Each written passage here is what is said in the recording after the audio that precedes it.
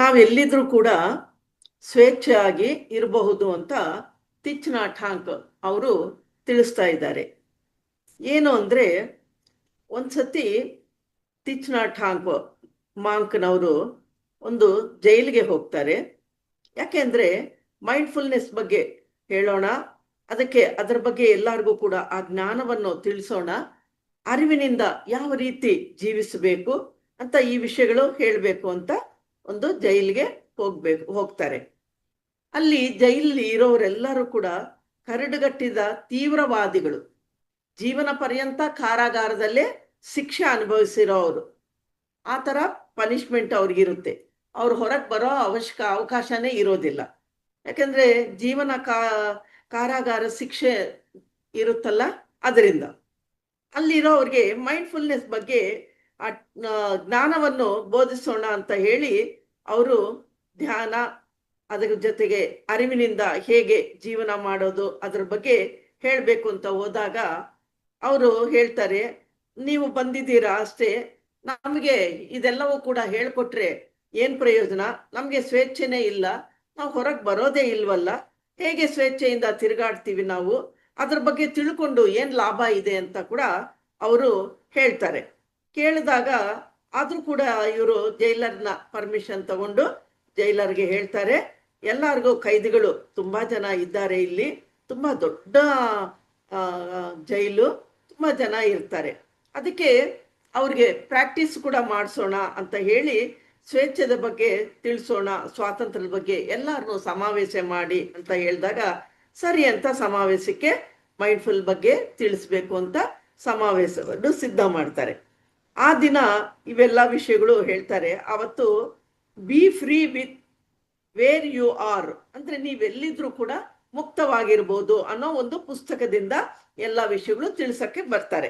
ಅಂದರೆ ಮೈಂಡ್ಫುಲ್ನೆಸ್ ಆಗಿ ಯಾವ ರೀತಿ ತಿನ್ನಬೇಕು, ಮೈಂಡ್ಫುಲ್ನೆಸ್ ಆಗಿ ಯಾವ ರೀತಿ ಕುಡಿಬೇಕು, ಮೈಂಡ್ಫುಲ್ನೆಸ್ ಆಗಿ ಯಾವ ರೀತಿ ನಡಿಬೇಕು, ಮೈಂಡ್ಫುಲ್ನೆಸ್ ಯಾವ ರೀತಿ ಅವರ ವರ್ತನೆ ಇರಬೇಕು, ಈ ರೀತಿ ಇವೆಲ್ಲವೂ ಕೂಡ ಹೇಳಬೇಕು ಅಂತ ಹೇಳ್ತಾ ಇರ್ತಾರೆ. ಅದರ ಬಗ್ಗೆ ವಿಶೇಷವಾಗಿ ಕೆಲವರು ರಿಸೀವ್ ಮಾಡ್ಕೊತಾರೆ, ಕೆಲವರಿಗೆ ಅದು ಅರ್ಥ ಆಗಲ್ಲ. ಆಮೇಲೆ ಏನು ಹೇಳ್ತಾರೆ, ಇವೆಲ್ಲ ಸಮಾವೇಶ ಆಗಿದೆ, ಎಲ್ಲರಿಗೂ ಈ ಟೀಚಿಂಗ್ಸ್ ಎಲ್ಲ ಕೊಟ್ಟಾಗಿದೆ. ಆಮೇಲೆ ತಿಚ್ ನಾಟ್ ಹಾಂಕ್ ಅವರು ಏನು ಹೇಳ್ತಾರೆ ಅಂದರೆ, ಈಗ ಎಲ್ಲರೂ ಕೂಡ ಊಟ ಮಾಡೋಣ ಅಂತ ಹೇಳಿ ಮೈಂಡ್ಫುಲ್ ಆಗಿ ಯಾವ ರೀತಿ ತಿನ್ನಬೇಕು ಅದನ್ನ ಸಾಧನೆ ಮಾಡೋಣ ಅಂತ ಹೇಳ್ತಾರೆ. ಎಲ್ಲರೂ ಕೂಡ ಒಂದೇ ಸಲ ಕುಂತ್ಕೊಂತಾರೆ, ಮೈಂಡ್ಫುಲ್ನೆಸ್ ಆಗಿ ಹೇಗೆ ತಿನ್ನಬೇಕು ಅನ್ನೋದು ವಿಷಯ ಎಲ್ಲ ತಿಳಿಸ್ಕೊಟ್ಟಿರ್ತಾರೆ. ಎಲ್ಲರೂ ಊಟಕ್ಕೆ ಸಿದ್ಧವಾಗಿದ್ದಾರಲ್ಲ, ಕುಂತ್ಕೊಂತಾರೆ ಜೊತೆಯಲ್ಲಿನೇ. ಕೆಲವ್ರು ಏನು ಮಾಡ್ತಾರೆ, ಯಾವಾಗಲೂ ಹೇಗೆ ಊಟ ಮಾಡ್ತಾರೋ ಬೇಗ ಬೇಗ ಊಟ ಮಾಡ್ತಾರಲ್ಲ, ಅದು ಅಭ್ಯಾಸ ಆಗಿರುತ್ತಲ್ಲ ಜೈಲಲ್ಲಿರೋರಿಗೆ, ಬೇಗ ಬೇಗ ಊಟ ಮಾಡ್ತಾ ಇರ್ತಾರೆ. ಕೆಲವರು ನೋಡ್ತಾ ಇರ್ತಾರೆ. ಆಗ ತಿಚ್ ನಾಟ್ ಹಾಂಕ್ ಗುರುಗಳ ಪಕ್ಕದಲ್ಲಿರೋ ಶಿಷ್ಯರೇ ಅನಿಸುತ್ತೆ, ಮೈಂಡ್ಫುಲ್ ಬಗ್ಗೆ ಯಾವ ರೀತಿ ತಿನ್ನಬೇಕು ಅಂತ ಎಷ್ಟು ವಿಶೇಷವಾಗಿ ತಿಳಿಸ್ಕೊಟ್ಟಿದ್ದಾರೆ. ಆದರೂ ಕೂಡ ಇವರು ಎಷ್ಟು ಗಾಬರಿಯಲ್ಲಿ ಗಡಿಬಿಡಿಯಲ್ಲಿ ತಿನ್ಕೊಂಡು ಹೋಗ್ತಾ ಇದ್ದಾರಲ್ಲ ಅಂತ ಅನ್ಕೊತಾರೆ. ಆದರೂ ಕೂಡ ಇವರು ಈ ಮಾಂಕ್ ಏನು ಮಾಡ್ತಾರೆ, ನಿಧಾನವಾಗಿ ಅನ್ನ ಕಲಿಸಿ ಒಂದು ತುತ್ತ ಅನ್ನನ ಬಾಯಿಗೆ ಇಟ್ಕೊತಾರೆ. ಅದು ಆ ಬಾಯಿಗೆ ಇಟ್ಕೊಳ್ಳೋ ರೀತಿ ಕೂಡ ಒಂದು ಕಳಾತ್ಮಕ ರೂಪದಲ್ಲಿ ಇರುತ್ತೆ, ಅದು ಆ ಧ್ಯಾನ ಸ್ಥಿತಿಯಲ್ಲಿ ಇರುತ್ತೆ ಆ ತಿನ್ನೋದು ಕೂಡ. ಹಾಗೆ ಶುರು ಮಾಡ್ತಾರೆ. ಅವಾಗ ಏನಾಗುತ್ತೆ, ಆ ಕೈದಿಗಳೆಲ್ಲವೂ ಕೂಡ ನೋಡಿ ಈ ರೀತಿ ಕೂಡ ತಿನ್ಬೋದಾ ಅಂತ ಅನ್ಕೊಂತಾರೆ. ಕೆಲವರು ಏನು ಅನ್ಕೊಂತಾರೆ, ಏನಿಷ್ಟು ನಿಧಾನವಾಗಿ ತಿಂತಾ ಇದ್ದಾರಲ್ಲ, ನೋಡೋದಕ್ಕೂ ಕೂಡ ಒಂದು ಅದ್ಭುತವಾಗಿದೆಯಲ್ಲ, ನಾವು ಹೀಗೂ ಕೂಡ ನಾವು ತಿನ್ಬೋದಾ ಅಂತ ಅನ್ಕೊಂತಾ ಇರ್ತಾರೆ. ಆದರೆ ಗುರು ಅನ್ನೋ ಸ್ಥಾಯಿಯಲ್ಲಿ ಇರೋವಾಗ ಆ ರೀತಿ ತಿಂತಾ ಇದ್ದಾರೆ ಅನ್ನೋದು ಕೆಲವರಲ್ಲಿ ಮನಸ್ಸಿನಲ್ಲಿ ಆ ಜ್ಞಾನ ಬೆಳಕು ಅನ್ನೋದು ಬೆಳಕಾಗುತ್ತೆ, ಬಲ್ಬ್ ಥರ ಬೆಳಕುತ್ತೆ ಆ ಸಮಯದಲ್ಲಿ. ಆಗ ಕೆಲವರು ಗೊಂದಲದಿಂದ ತಿನ್ಕೊಂಡು ಹೋಗಿದ್ದಾರೆ, ಕೆಲವರು ಆಸ್ವಾದಿಸ್ತಾ ಇದ್ದಾರೆ, ಅವ್ರ ಹೃದಯದಲ್ಲಿ ಒಂದು ಸ್ಪರ್ಶೆ ಅನ್ನೋದು ನಡೆದಿದೆ. ಆಮೇಲೆ ಅದೆಲ್ಲವೂ ಕೂಡ ನೋಡಿ ಕೆಲವ್ರಿಗೆ ಏನಾಗುತ್ತೆ, ಈ ರೀತಿ ಕೂಡ ಸಾಧನೆ ಮಾಡೋದಕ್ಕಾಗುತ್ತಾ, ಈ ರೀತಿ ಬದಲಾವಣೆ ಆಗುತ್ತಾ ಅನ್ನೋದು ಅರ್ಥ ಆದಾಗ ಕೆಲವರು ಊಟ ಮಾಡಿ ಹೋಗಿರ್ತಾರಲ್ಲ, ಅವ್ರು ಮತ್ತೆ ವಾಪಸ್ ಬಂದು ಕುಂತ್ಕೊಂತಾರೆ. ಯಾಕೆಂದ್ರೆ ಅವರೆಲ್ಲ ನೋಡ್ತಿದ್ದಾರೆ ಕೆಲವರು ಊಟ ಮಾಡ್ತಾ ಇರೋ ರೀತಿನ. ಯಾರು ಕೂಡ ಯಾರ ಹತ್ರನೂ ಏನು ಮಾತಾಡೋದಿಲ್ಲ. ಅವರ ಹೃದಯದಲ್ಲಿ ಒಂದು ಅವರಿಗೆ ತಿಳಿದೇ ಇರೋ ಹಾಗೆ ಹಗರವಾಗಿ ಆ ಸ್ವೇಚ್ಛಾಯುತ ಭಾವನೆ ಅನ್ನೋದು ಉಂಟಾಗುತ್ತೆ. ಆಗೇನಾಗುತ್ತೆ, ಮೈಂಡ್ಫುಲ್ನೆಸ್ ಆಗಿ ಆ ಪ್ರಸ್ತುತ ಕ್ಷಣಗಳಲ್ಲೇ ಇದ್ದು ಅವ್ರು ತಿಂತಾ ಇರ್ತಾರೆ. ಒಂದೊಂದು ಮುದ್ದೆ ಕೂಡ ಒಂದೊಂದು ತುತ್ತು ತಗೊಳ್ಳುವಾಗ ಆಸ್ವಾದನೆ ಮಾಡ್ತಾ ಸ್ವಲ್ಪ ಸಮಯದಲ್ಲಿ ಅವ್ರಿಗನ್ಸುತ್ತೆ ನಾವು ಈ ಜೈಲಲ್ಲಿ ಇದ್ದೀವಿ ಅನ್ನೋ ವಿಷಯ ಕೂಡ ಮರ್ತೋಗಿದ್ದೀವಿ. ಅಷ್ಟು ಡೀಪ್ ಆಗಿ ಅವರು ಹೋಗ್ಬಿಡ್ತಾರೆ. ಅಷ್ಟು ಬದಲಾವಣೆ ಆಗುತ್ತೆ ಅವ್ರ ಮನಸ್ಸಿನಲ್ಲಿ. ಸ್ವಲ್ಪ ಹೊತ್ತು ಆ ಬಾಧೆಗಳಿಂದ ವಿಮುಕ್ತರಾಗಿದ್ದೀವಿ ಅನ್ನೋದು, ನಾವಿಲ್ಲಿದ್ದೀವಿ ಅನ್ನೋದು ಮೈಮರೆತು ಹೋಗಿದ್ವಿ. ನಮ್ಮ ಹೃದಯದಲ್ಲಿ ಆ ವಿಮುಕ್ತಿ ಅನ್ನೋದು ಆಗಿದೆ, ನಮ್ಮಲ್ಲಿ ಬಿಡುಗಡೆ ಆಗಿದೆ, ಅಷ್ಟು ಸ್ವಾತಂತ್ರ್ಯವಾಗಿದ್ದೀವಿ ಅನ್ನೋದು ಆ ಅರಿವಿನಿಂದ ಗುರುತಿಸ್ತಾರೆ. ಅಲ್ಲಿ ನಾವು ಕೈದಿ ಅಲ್ಲ ಅನ್ನೋದು ಕೂಡ ಅವರಿಗೆ ಅನ್ನಿಸ್ಬಿಡುತ್ತೆ. ಅಂದ್ರೆ ಎಲ್ಲಿದ್ರೂ ಕೂಡ ಮುಕ್ತವಾಗಿರೋದಕ್ಕೆ ಇದು ಒಂದು ನಡೆಸಿರೋ ಪ್ರಯೋಗ. ಆಗ ಏನು ನಾವು ಮುಕ್ತವಾಗಿದ್ದೀವಿ ಅಂದ್ರೆ ಇದ್ದಾಗ ನನ್ನಲ್ಲಿ ಇರೋದು ಯಾವುದು ಕೂಡ ನಾನು ಕಳ್ಕೊಂಡಿಲ್ಲ ಅನ್ನೋದು ಗಮನಿಸ್ತಾರೆ. ಎಷ್ಟು ಉನ್ನತವಾದಂತಹ ವಾಸ್ತವವಾಗಿರೋ ಪ್ರಬೋಧನೆಗಳನ್ನು ಗುರುಗಳು ತಿಳಿಸಿದ್ದಾರೆ ಅನ್ನೋದು ಅವ್ರಿಗೆ ಅರ್ಥ ಆಗುತ್ತೆ. ಅದರಿಂದ ಗುರುಗಳು ಅನ್ನೋರು ಯಾವಾಗ ಆಚರಣಾತ್ಮಕವಾಗಿ ತೋರಿಸ್ಕೊಡ್ತಾರೋ ಪಕ್ಕದಲ್ಲಿರೋ ಎಲ್ಲರಿಗೂ ಕೂಡ ಅದು ಅರ್ಥ ಆಗುತ್ತೆ. ಹೌದು, ನಾವು ಹೀಗಿರ್ಬೋದು, ಪ್ರಯತ್ನ ಮಾಡ್ಬೋದಲ್ವಾ ಅಂತ ಅನ್ಸುತ್ತಾ ಇಲ್ವಾ? ಹಾಗೇನೆ ನಮ್ಗೆ ಪತ್ರಿಜಿ ಅವರು ಕೂಡ ಪ್ರತಿಯೊಂದು ವಿಷಯದಲ್ಲಿ ಕೂಡ ಇದನ್ನ ತಾನು ಎದುರಿಗೆ ಇದ್ದು ತೋರಿಸ್ಕೊಟ್ಟಿದ್ದಾರೆ. ಅಡುಗೆ ಮಾಡಿದ ಮೇಲೆ ಯಾವ ರೀತಿ ತರಕಾರಿ ಹೆಚ್ಚಬೇಕು, ಯಾವ ರೀತಿ ಅಡುಗೆ ಮಾಡಬೇಕು, ಯಾವ ರೀತಿ ಒಗ್ಗರಣೆ ಹಾಕಬೇಕು, ಎಷ್ಟು ಪ್ರಮಾಣದಲ್ಲಿ ಹಾಕಬೇಕು, ಆ ಓಳುಗಳು ಕೂಡ ಯಾವ ರೀತಿ ಮೆತ್ತಗಿರ್ಬೇಕಾ ಅನ್ನೋದು ಕೂಡ ತೋರಿಸ್ಕೊಟ್ಟಿದ್ದಾರೆ. ಬಡಿಸುವಾಗ್ಲೂ ಕೂಡ ಒಂದು ತೊಟ್ಟು ಸಾಂಬಾರು ಚೆಲ್ಲಬಾರ್ದು, ಒಂದು ಅಗಲ ಅನ್ನ ಕೂಡ ಚೆಲ್ಲಬಾರ್ದು. ಒಂದ್ಸತಿ ನಮ್ಮ ಫ್ರೆಂಡ್ ಅವರು, ನಾವೆಲ್ಲರೂ ಅಲ್ಲಿ ಪಿರಮಿಡ್ ವ್ಯಾಲಿಯಲ್ಲಿ ಇದ್ದೀವಿ, ಆವಾಗ ಸಾರಿಗೆ ಬಡಿಸ್ತಾ ಇದ್ದಾರೆ ನಮ್ಮ ಫ್ರೆಂಡು. ಅವರು ತುಪ್ಪ ಹಿಂಗೆ ತಗೊಂಡು ಅರ್ಧ ಸ್ಪೂನ್ ತಗೊಂಡು ಹಿಂಗೆ ಬಡಿಸ್ತಾ ಇರೋವಾಗ ಸರ್ಗೆ ಹೆಂಗೆ ಹೇಳ್ಬಿಟ್ರು ಅಂದ್ರೆ ಗಟ್ಟಿಯಾಗಿ, ಏನು ಇಷ್ಟು ವರ್ಷ ಆಗಿದೆ, ಇಷ್ಟು ದೊಡ್ಡವರಾಗಿದ್ದೀರಾ, ತುಪ್ಪ ಬಡಿಸೋ ರೀತಿ ಕೂಡ ನೀವು ಇನ್ನೂ ಕಲ್ತ್ಕೊಂಡಿಲ್ವಾ ಹೆಂಗಸರಾಗಿ? ಏನ್ ನಿಮ್ಮ ಅಮ್ಮನ ಹತ್ರ ನೀನು ಕಲ್ತಿಲ್ವಾ? ಅವ್ರ ತಾಯಿ ತುಂಬಾ ಚೆನ್ನಾಗಿ ಸರ್ಗೆ ಅಡಿಗೆ ಮಾಡಿ ಬಡಿಸಿರೋರು ಎಷ್ಟೋ ವರ್ಷಗಳು. ಅದಕ್ಕೆ ಆ ಸಾರು ಹಂಗೆ ಹೇಳ್ತಾರೆ. ಆವಾಗ ನಮಗೂ ಅರ್ಥ ಆಯ್ತು. ಅಂದ್ರೆ ಒಂದು ಸ್ಪೂನಲ್ಲಿ ತಗೊಂಡದ್ಮೇಲೆ ಒಂದು ತೊಟ್ಟು ಚೆಲ್ಲಬಾರ್ದು, ನಿಧಾನಕ್ಕೆ ಕ್ಲೀನಾಗಿ ಬಡಿಸ್ಬೇಕು ಅನ್ನೋದು ಅರ್ಥ ಆಯ್ತು. ಆ ರೀತಿಯ ಆಚರಣಾತ್ಮಕವಾಗಿ ತಾನು ತೋರಿಸ್ಕೊಟ್ಟಿದ್ದಾರೆ. ತಾನು ಮಾಡ್ಕೊಂತ ನಾವು ಕಣ್ಣಲ್ಲಿ ನೋಡಿದ್ದೀವಿ. ಹಾಗೆ ಗುರುಗಳು ಪ್ರತ್ಯಕ್ಷವಾಗಿ ನೋಡಿರುವಾಗ ಆ ರೀತಿಯಲ್ಲಿ ಎಲ್ಲರಿಗೂ ಕೂಡ ಅರ್ಥ ಆಗುತ್ತೆ. ಅಂದ್ರೆ ಜೀವನದಲ್ಲಿ ಎಂಥ ಪರಿಸ್ಥಿತಿಗಳಲ್ಲಿ ಇದ್ರೂ ಕೂಡ ನಾವು ಹೇಗಿದ್ರೂ ಕೂಡ ಸ್ವೇಚ್ಛೆಯಾಗಿ ಮುಕ್ತರಾಗಿ ಇರಬಹುದು ಅನ್ನೋ ವಿಷಯವನ್ನು ಆ ಜೈಲಲ್ಲಿ ಎಲ್ಲರಿಗೂ ಬೋಧನೆ ಮಾಡ್ತಾರೆ. ಆಗ ಅವರು ಪ್ರಾಕ್ಟೀಸ್ ಮಾಡ್ಕೊಂತ ಏನಾಗುತ್ತೆ, ಬಿಡುಗಡೆ ಆಗೋದಕ್ಕೆ ಸಾಧ್ಯತೆ ಇರುತ್ತಾ ಅಲ್ವಾ? ಇಲ್ಲಿ ಬಳ್ಳಾರಿ ಜೈಲಲ್ಲಿ ಎಷ್ಟೋ ಜನ ಹೊರಗೆ ಬಂದಿದ್ದಾರೆ. ನಾವು ಬಂದ ಮೇಲೆ ನಿಮ್ಮನ್ನ ಯಾವ ರೀತಿ ನೋಡ್ತಿದ್ದಾರೆ ಅಂದ್ರೆ ಪರವಾಗಿಲ್ಲ, ಅವ್ರು ಯಾವ ರೀತಿ ನೋಡಿದ್ರು ಪರವಾಗಿಲ್ಲ, ನಾವು ಅಲ್ಲಿಂದ ಬಂದಿದ್ದೀವಿ ಅಂದ್ರೆ ಎಲ್ಲರಿಗೂ ಕೂಡ ಮನಸ್ಸಿನಲ್ಲಿ ಇರುತ್ತೆ, ಪರವಾಗಿಲ್ಲ, ಅವರಾಗೆ ನೋಡ್ಲಿ, ನಾನು ಹೇಗಿರ್ಬೇಕೋ ಅಂತ ಹೊರಗೆ ಬಂದಿದ್ದೀನೋ ನಾನು ಹಾಗೇ ಇರ್ತೀನಿ ಅಂತ ಹೇಳಿ ಪತ್ರಿಸಾರ್ದ ಆ ಬೋಧನೆಗಳೆಲ್ಲವೂ ಕೂಡ ಎಲ್ಲರಿಗೂ ಆ ಪಾಂಪ್ಲೆಟ್ಗಳು ಕೊಟ್ಟು ಹಂಚೋದು, ಪ್ರಚಾರ ಮಾಡೋದು, ಹೀಗೆಲ್ಲ ಮಾಡಿದ್ದಾರೆ. ಮತ್ತೆ ಯಾಕೆ ಬದಲಾವಣೆ ಆಗೋದಿಲ್ಲ? ಎಂಥ ಕರಡುಗಟ್ಟಿರೋ ಕಳ್ಳರಾದ್ರೂ ಕೂಡ ಏನೋ ಒಂದು ಸಮಯದಲ್ಲಿ ಅರಿವಿಲ್ಲದೇನೆ ತಪ್ಪು ಮಾಡಿ ಹೋಗಿರ್ತಾರೆ. ಆ ತಪ್ಪನ್ನ ಅರಿವು ಮಾಡಿಸಿದ್ರೆ ಅವ್ರಿಗೆ ಗೊತ್ತಾದಾಗ ಅವರು ಕೂಡ ಬದಲಾವಣೆ ಆಗೋದಕ್ಕೆ ಅವಕಾಶಗಳು ಇರುತ್ತೆ. ಅದರಿಂದ ಅವಕಾಶ ಕೊಡಬೇಕೇ ಹೊರತು ಶಿಕ್ಷೆ ಕೊಡಬಾರ್ದು, ಶಿಕ್ಷಣೆ ಕೊಡಬೇಕು. ಜೈಲಲ್ಲಿ ಇರೋವ್ರಿಗೂ ಕೂಡ, ಹೊರಗಡೆ ಇರೋವ್ರಿಗೆ ಅಲ್ಲ, ಜೈಲಲ್ಲಿ ಇರೋವ್ರಿಗೂ ಕೂಡ ಹಾಗೆ ಮಾಡಬೇಕು ಅಂತ ಹೇಳ್ತಾರೆ. ಇನ್ನೊಂದೇನು ಹೇಳ್ತಾರೆ ಅಂದ್ರೆ ವಿಮುಕ್ತಿಗೆ ಇರೋ ಶಕ್ತಿ ಎಷ್ಟು ಅಂತ. ಅಂದ್ರೆ ವಿಮುಕ್ತಿಗೆ ಬಗ್ಗೆ ಶಕ್ತಿಯನ್ನ ಬೋಧನೆ ಮಾಡ್ತಿರ್ತಾರೆ. ಇವ್ರ ಮಾತುಗಳೆಲ್ಲವೂ ಕೂಡ ತುಂಬಾ ಸರಳವಾಗಿರುತ್ತೆ, ಸಹಜವಾಗೇ ಇರುತ್ತೆ, ಸುಲಭವಾಗಿರುತ್ತೆ. ಎಂತ ಸಹಜವಾಗಿರುತ್ತೆ ಅಂದ್ರೆ ಅವೆಲ್ಲವೂ ಕೂಡ ತಿಳ್ಕೊಳ್ಳೋದಕ್ಕೆ ಎಷ್ಟೋ ಪುಸ್ತಕಗಳನ್ನು ಬರೆದಿದ್ದಾರೆ ಅವರು. ಈ ಪುಸ್ತಕಗಳ ಜ್ಞಾನವೆಲ್ಲವೂ ಕೂಡ ಒಂದು ಚಿಕ್ಕ ಸಮಸ್ಯೆ ಆಗ್ಲಿ, ದೊಡ್ಡ ಸಮಸ್ಯೆ ಆಗ್ಲಿ ಕೂಡ ಅವ್ರು ಹೇಳೋ ವಿಷಯಗಳೆಲ್ಲವೂ ಕೂಡ ಹೇಗಿರುತ್ತೆ ಅಂದ್ರೆ ಪ್ರತಿಯೊಂದು ಮೈಂಡ್ಫುಲ್ನೆಸ್ ಬಗ್ಗೆನೇ ಇರುತ್ತೆ.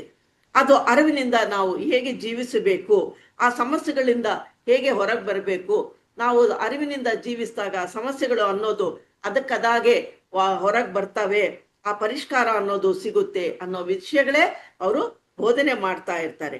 ಇವರು ಮೊಟ್ಟ ಮೊದಲನೇ ಸಲಿ ಈ ವಿಷಯಗಳೆಲ್ಲವೂ ಕೂಡ ಹೇಳ್ತಾ ಇರುವಾಗ ಎಷ್ಟೋ ಜನ ಬಾಧೆಗಳಿಂದ, ಆ ಸಮೂಹದಿಂದ ಅಲ್ಲ, ಆ ಬಾಧೆಗಳನ್ನ, ಆ ದೃಷ್ಟಿಯನ್ನು ಯಾವ ರೀತಿ ಇದ್ದಾರೋ ಆ ರೀತಿ ನೋಡೋದಕ್ಕೆ ಶುರು ಮಾಡ್ಕೊಂತಾರೆ. ಗಮನಿಸಿ ಅಂತ ಹೇಳ್ತಾರೆ. ಅದು ಇದ್ದ ಹಾಗೆ ನೋಡಿ, ಯಾವ ರೀತಿ ಇದೆಯೋ ಅದು ಜಸ್ಟ್ ಆ ಕಲ್ಪನೆ ಮಾಡ್ಕೊಳ್ಳಿ. ಆವಾಗ ಎಷ್ಟೋ ಸಮಸ್ಯೆಗಳು ಇರ್ಬೋದು, ಯಾವ್ಯಾವ ರೀತಿ ಸಮಸ್ಯೆಗಳು ಇರ್ಬೋದು, ಭೌತಿಕ ಪರವಾಗಿ ಇರ್ಬೋದು, ಶಾರೀರಿಕ ಪರವಾಗಿ ಇರ್ಬೋದು, ಮಾನಸಿಕ ಪರವಾಗಿ ಕೂಡ ಇರ್ಬೋದು, ಇನ್ನು ಸಂಬಂಧ ಬಾಂಧವ್ಯಗಳಲ್ಲಿ ಕೂಡ ಇರ್ಬೋದು. ಸಮಸ್ಯೆ ಅನ್ನೋದು ಎಷ್ಟೋ ರೀತಿಯಲ್ಲಿ ನಾನಾ ಕಾರಣಗಳಲ್ಲಿ ಇರ್ತವೆ. ಆದ್ರೂ ಕೂಡ ಆಲೋಚನೆಗಳು, ನಮ್ಮ ದೃಷ್ಟಿ ಯಾವ ಕಡೆ ಹೋಗ್ತಾ ಇದೆ ಅಂದಾಗ ನಮ್ಮ ಶಕ್ತಿ ಕೂಡ ಆ ಕಡೆನೆ ಹರಿತಾ ಹೋಗುತ್ತೆ. ಅದಕ್ಕೆ ಎನರ್ಜಿ ಲೀಕ್ ಆಗುತ್ತೆ ಅಂತ ಹೇಳ್ತಿರ್ತಾರೆ. ನಮ್ಮ ಆಲೋಚನೆಗಳು ಹೇಗಿರುತ್ತೋ ಆ ರೀತಿ ಹೋಗ್ತಾ ಇರುತ್ತೆ. ಅದರಿಂದ ನಮ್ಮ ಶಕ್ತಿ ಅಂದ್ರೆ ಗಮನಿಸ್ಬೇಕು, ಅಂದ್ರೆ ಯಾವ ಕಡೆ ಹೋಗ್ತಾ ಇದೆ ನಮ್ಮ ಶಕ್ತಿ, ಅದಕ್ಕೆ ವಿಮುಕ್ತಿ ಮೇಲೆ ನಾವು ಕೊಡ್ಬೇಕು. ಅದಕ್ಕೆ ವಿಮುಕ್ತಿಗೆ ಎಷ್ಟು ಶಕ್ತಿ ಇದೆ, ಅದರಿಂದ ನಾವು ಎಷ್ಟು ಶಕ್ತಿ ಬಿಡುಗಡೆ ಮಾಡ್ತಾ ಇದ್ದೀವಿ, ಆ ಕಡೆ ಹೋಗ್ತಾ ಇದೆ ಅಂದ್ರೆ ನಮ್ಮ ಸಮಸ್ಯೆಗಳ ಕಡೆ ಹೋಗ್ತಾ ಇದೀವ, ಗಮನಿಸ್ತಾ ಇದೀವ. ಅದನ್ನ ತಿಳ್ಕೊಂಡಾಗ ನಮ್ಮ ಶರೀರ ಅನ್ನೋದೇ ನಮ್ಗೆ ತಿಳಿಸ್ಕೊಡುತ್ತೆ. ಏನು, ನಿನ್ನ ಆಲೋಚನೆಗಳು, ನಿನ್ನ ಭಾವನೆಗಳು ಆ ಕಡೆ ಹೋಗ್ತಾ ಇದೆ, ನಿನ್ನ ಎನರ್ಜಿ ಕೂಡ, ಶಕ್ತಿ ಕೂಡ ಕಡಿಮೆ ಸ್ಥಾನದಲ್ಲಿ ಇದೆ ಅನ್ನೋದು ಆದಾಗ ಶರೀರ ಅನ್ನೋದು ಮೊದಲು ರೆಸ್ಪಾಂಡ್ ಮಾಡ್ತದೆ, ನಮಗೆ ತೋರಿಸ್ಕೊಡ್ತದೆ. ಸ್ವಲ್ಪ ವೀಕ್ ಆದಂಗೆ ಅನ್ಸುತ್ತೆ ಮನಸ್ಸಿನಲ್ಲಿ, ಆವಾಗ್ಲೇನೆ ತೊಂದರೆಗಳು ಅನ್ಸುತ್ತೆ. ಅದೇನೆ ಹೇಳಿದ್ನಲ್ಲ, ಒಂದ್ 2 ದಿವಸ ಧ್ಯಾನ ಮಾಡದೆ ಇದ್ದು ಬಿಡಿ, ಅವಾಗ್ಲೇನೆ ಗೊತ್ತಾಗುತ್ತೆ, ಏನೋ ಒಂಥರ ಕಳ್ಕೊಂಡಂಗಿದೆಯಲ್ಲಪ್ಪ ಅನ್ನಿಸ್ಬಿಡುತ್ತೆ. ಆಗ ಶರೀರದಲ್ಲಿ ನಮ್ಗೆ ಗೊತ್ತಾಗುತ್ತೆ ಏನೋ ಕೊರತೆ ಇದೆ ಅನ್ನೋ ಫೀಲಿಂಗ್ಸ್ ಬರುತ್ತೆ. ಅದಕ್ಕೆ ಅದನ್ನು ಕೂಡ ನೀವು ಗಮನಿಸಿ. ಅದನ್ನ ಗಮನಿಸಿದಾಗ ನಮ್ಗೆ ಗೊತ್ತಾಗುತ್ತೆ ಎಂತ ಪರಿಸ್ಥಿತಿಯಲ್ಲಿ ಇದ್ದೀವಿ ಅನ್ನೋದು. ಅದರಿಂದ ಅವ್ರು ತಿಳಿಸಿರೋದೆಲ್ಲವೂ ಕೂಡ ತಿರಸ್ಕಾರ ಮಾಡಬಾರ್ದು, ತೆಗೆದಾಕ್ಬಾರ್ದು ಅಂತ. ಒಬ್ಬ ಮಗು, ಚಿಕ್ಕ ಮಗು ಇರ್ತಾನೆ, ಮನೆಯಲ್ಲಿ ಅಳ್ತಾ ಇರ್ತಾನೆ, ಅವನಿಗೂ ನಿದ್ದೆ ಬರ್ತಾ ಇರುತ್ತೆ, ಇಲ್ಲಿ ಪೇರೆಂಟ್ಸ್ಗೆ ನಿದ್ದೆ ಬರ್ತಾ ಇರುತ್ತೆ, ತುಂಬಾ ಸಮಯ ಆಗಿರುತ್ತೆ. ಹಾಗೇನ್ ಮಾಡ್ತೀವಿ, ನಿದ್ದೆ ಕೆಟ್ಟೋಗುತ್ತೆ ಅಂದ್ಬಿಟ್ಟು ಆ ಮಗುನ ಹಾಗೆ ಬಿಟ್ಟು ಬಿಡ್ತೀವ, ಅಥವಾ ಆ ಮಗುನ ಆ ಸಮಯದಲ್ಲಿ ಹತ್ರಕ್ಕೆ ಸೇರಿಸ್ಕೊಂತೀವ? ಹತ್ರಕ್ಕೆ ಸೇರಿಸ್ಕೊಂತೀವಿ. ನಮ್ ನಿದ್ದೆ ಕೆಡ್ತದೆ ಅನ್ನೋದಿಲ್ಲ.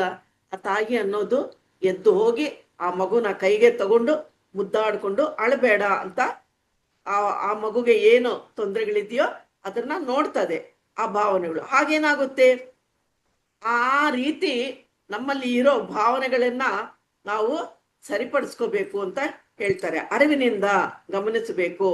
ಆಗ ನಮ್ಮ ಭಾವನೆಗಳ ಹಿಂದೆ ಏನೇನು ಅರ್ಥ ಇದೆಯೋ ಆ ಭಾವನೆಗಳೆಲ್ಲವೂ ಕೂಡ ನಮ್ಮದಲ್ಲ, ಅರಿವಿನಿಂದ ಇರಬೇಕು.